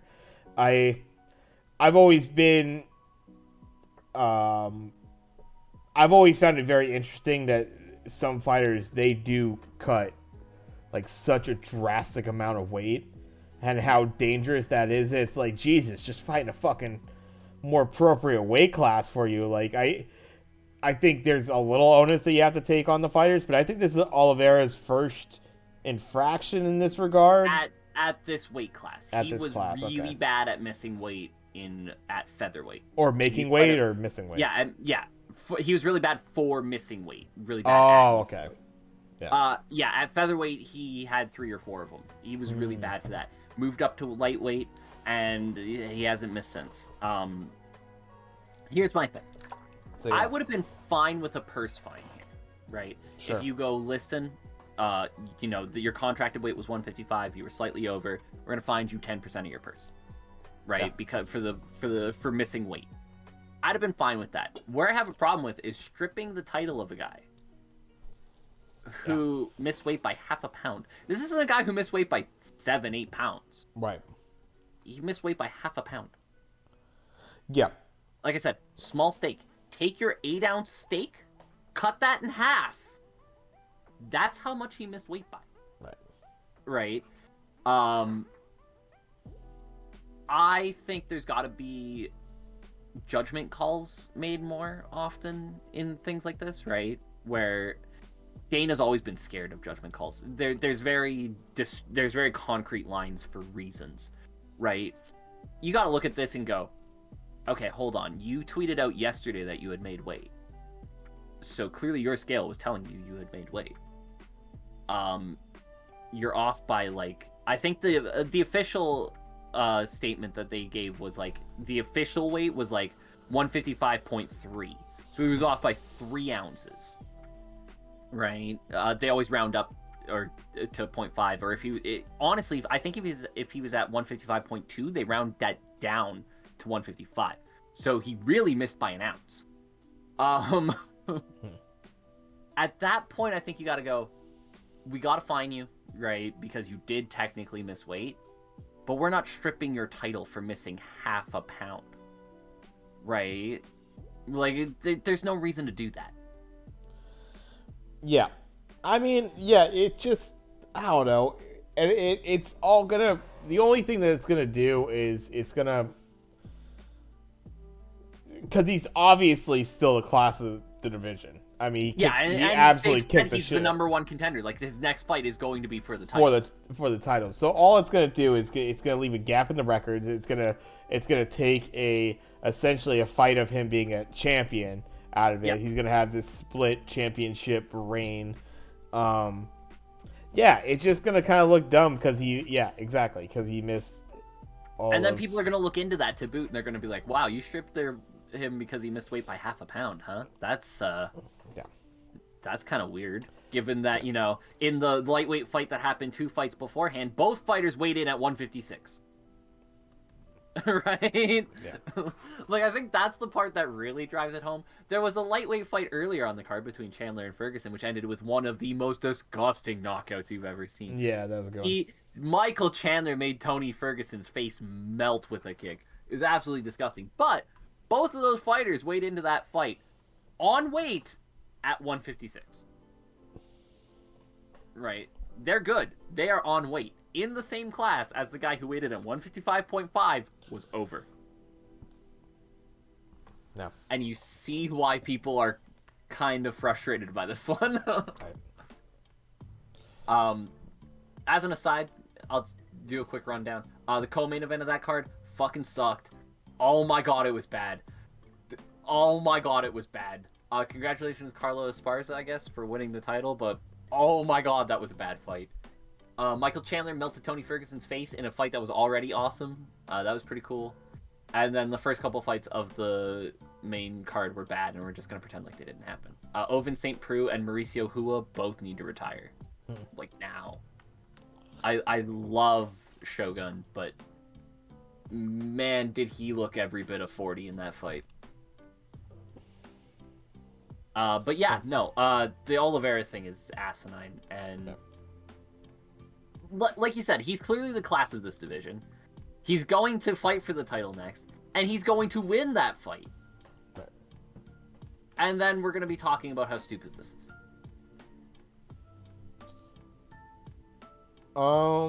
Yeah, pretty much. And I think it's one thing.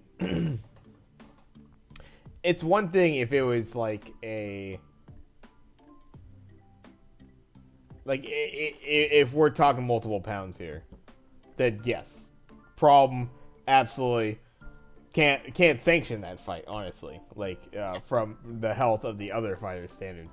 But yeah, what advantage is being gained here? Like and what are you risking? Like I think there's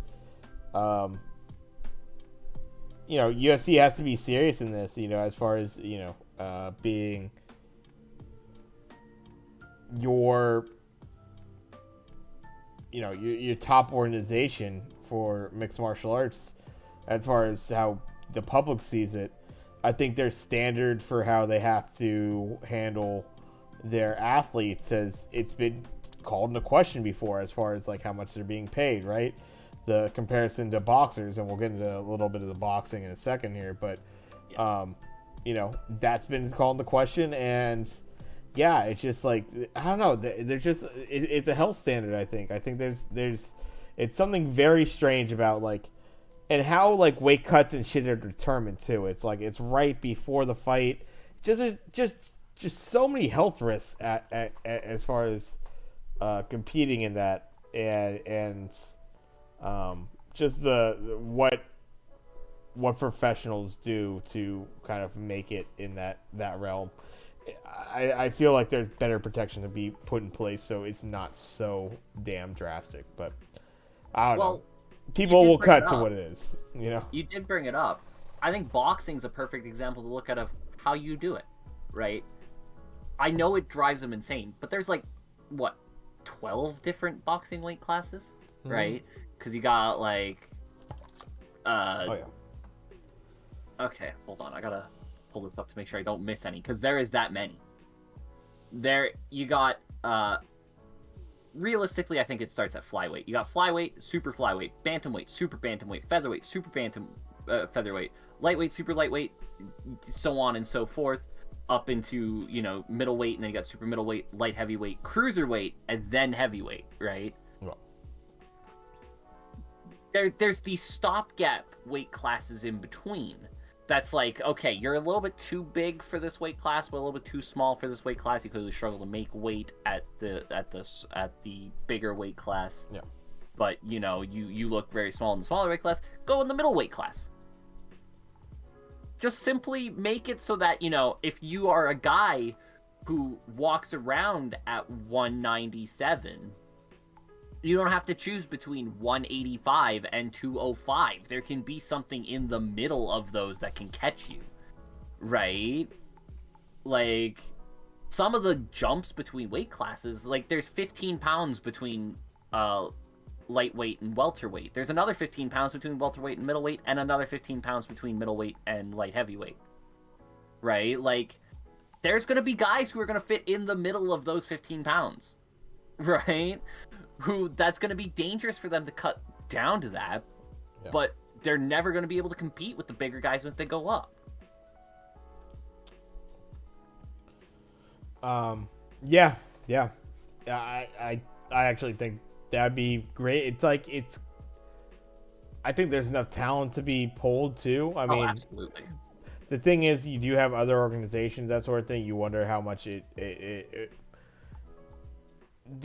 as far as like true champions, but then there's some intrigue in that too. Like I remember those back in the days. Like I remember like WEC and that sort of thing, having that incredibly solid like super lightweight divisions. Yeah. They had all the lightweight, and it was fun. It was really fun to watch those, because you get the bigger dudes in UFC, and they had their place, and it was obviously UFC was kind of at its height at that point. But then you had like good old WEC. I could fucking watch their stuff on like channel 71 or some shit like that, and it was like just you got these little guys, and they're featherweight fights, they're flying, baby. Fights. Some and really good fighters that end up coming into the UFC, of course, and who would end up dominating the UFC, right? Like guys like Jose Aldo, right? Like like early. Like, here's the thing: UFC fans who only watch the UFC don't even realize that they missed all of Jose Aldo's prime. Like, all the good shit you saw of Jose Aldo, WEC Jose Aldo was a whole different beast, man. Right?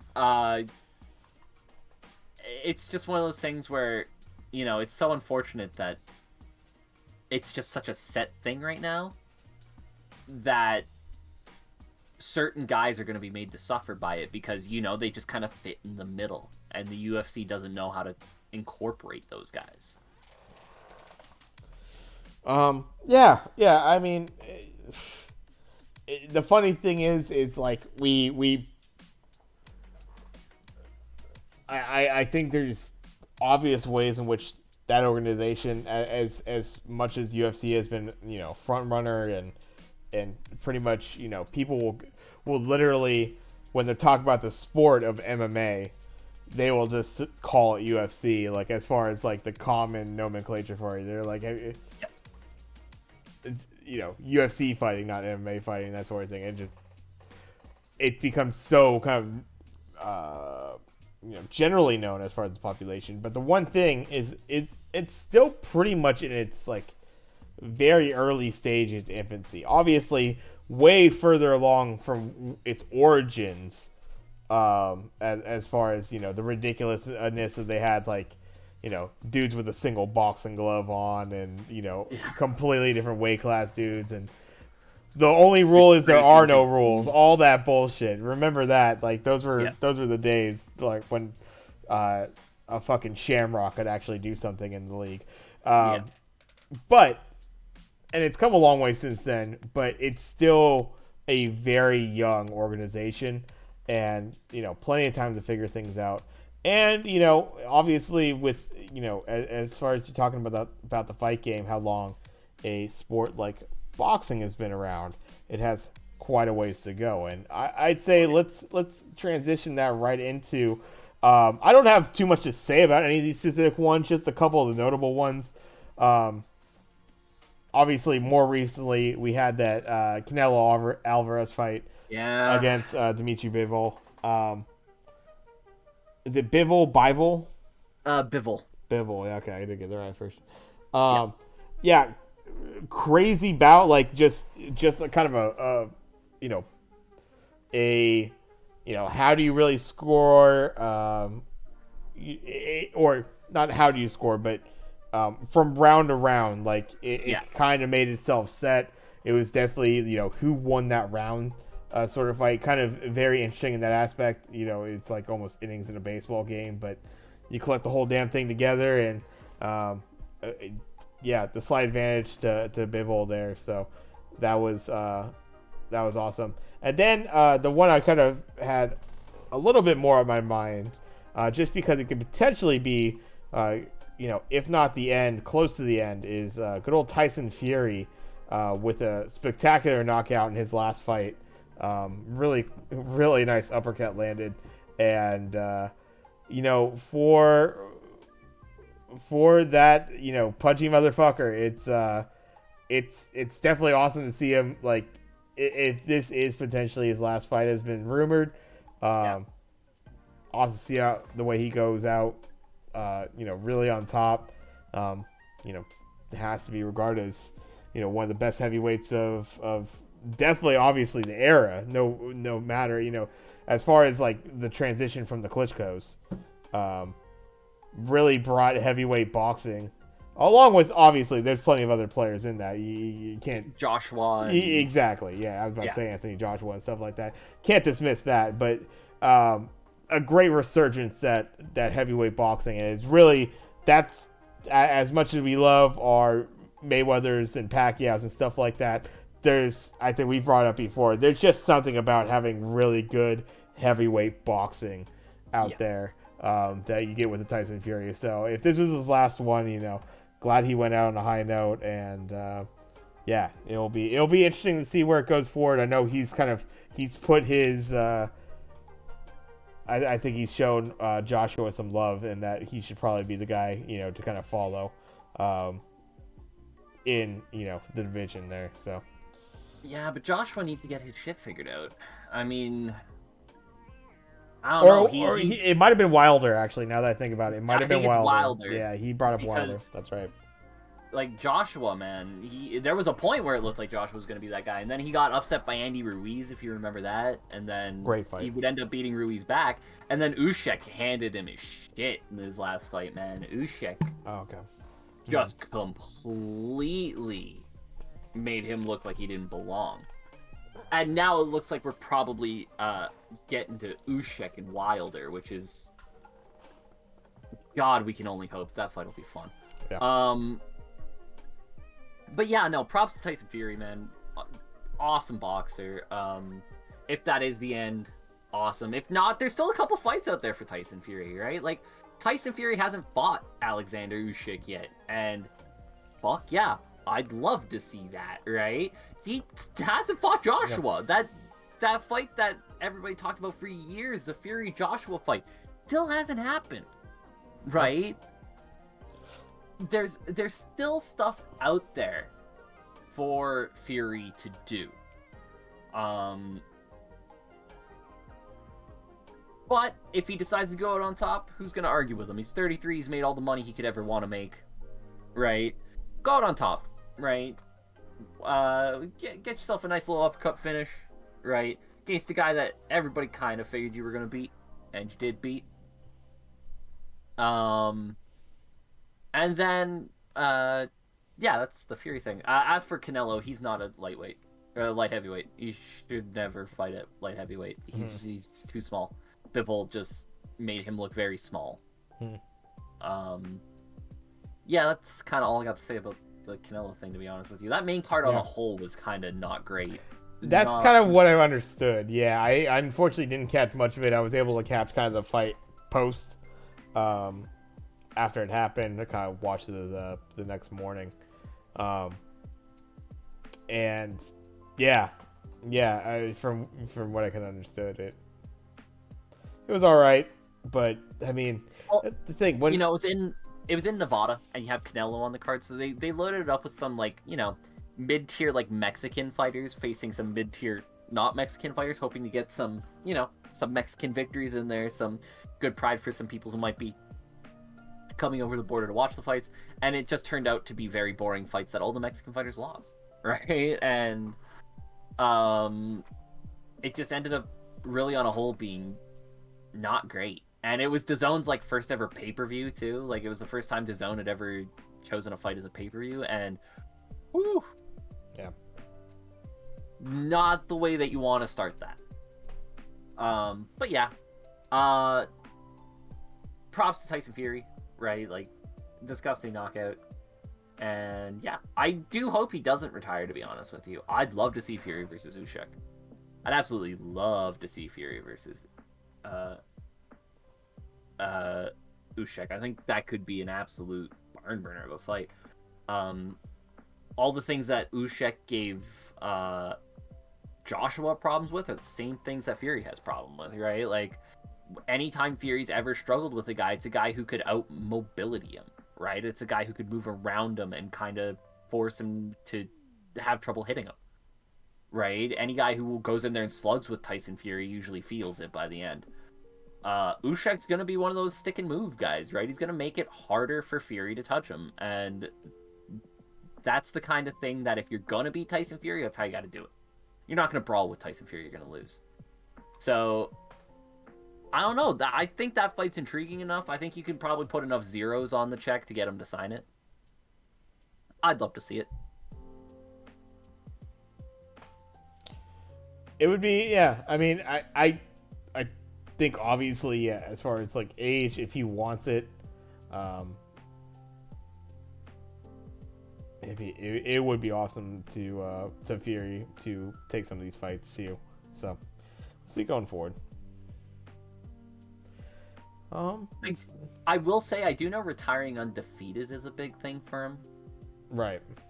And I wonder if that might just be listen, 34 at this point, not getting any younger. This dude's fast. He's scary good. He's a lot younger than me. Maybe I just leave undefeated. Let people ask what if. I will say it looks like the Rangers do win that game against the Pens 5-3, so we're going to more 7. Game 7s. We need more. 7 in New York. That is going to be raucous. Right now we have Boston up 11 on the Bucks right now. That in the fourth quarter with about 10 more minutes Game left. 7s. Potentially. Anything else you want to hit on as far as sports? That was it for me. Everybody go watch MLW Wiffle Ball. It's back. Oh my god. Okay, yes. No, we will bring it up. Yes, they did just release game today every Friday, I think around 1 p.m. I did watch it myself. Go check it out. I think Eagles versus Magic. Yeah, Eastern Eagles and Metro Magic was the one today. Game 1 of the season last week was the Wildcats and Diamondbacks. Some fun shit going on there. Yep. And yeah, MLW rules. If you guys haven't watched some MLW Wiffle Ball, man, they're 30-minute videos. It's all the fun you could ever want. It's the ultimate 3 true outcome sports, Yes. right? You will either strike out, walk, or home run. It's awesome. Yeah. It's great. A lot of fun. Definitely check that out. But yeah, that will do it right there, I think, for us. Episode 21 of Sports Clichés. We came back. We got it done. We will be probably, as we go further down the playoff line here, I think we'll have maybe some coverage of the NBA, the NHL as they go deeper into their runs here. We also have, probably a couple stirrings that will still happen in the NHL or the NFL world. So we'll be checking that out as well. And, any other sports happenings that will be coming up. But yeah, this has been episode 21 of Sports Clichés. I'm Jay. That's Craig. Thank you all for joining us tonight. Do appreciate it. And be sure to check us out. We are live every now and then. We used to be every Friday. We won't say that anymore. But we're live every now and then on my Twitch channel that you're watching right now. Twitch.tv/tapatioj. That is TAPATIOJ. You catch us there, or you make sure to look us up on YouTube. We have our episodes posted a day or so after that we record them. You catch us there on YouTube as well. Just look us up, the Sports Clichés podcast. So thank you all very much for joining us. Have a great weekend, and we will see you next time as we dive into the sports world again. Peace out, y'all.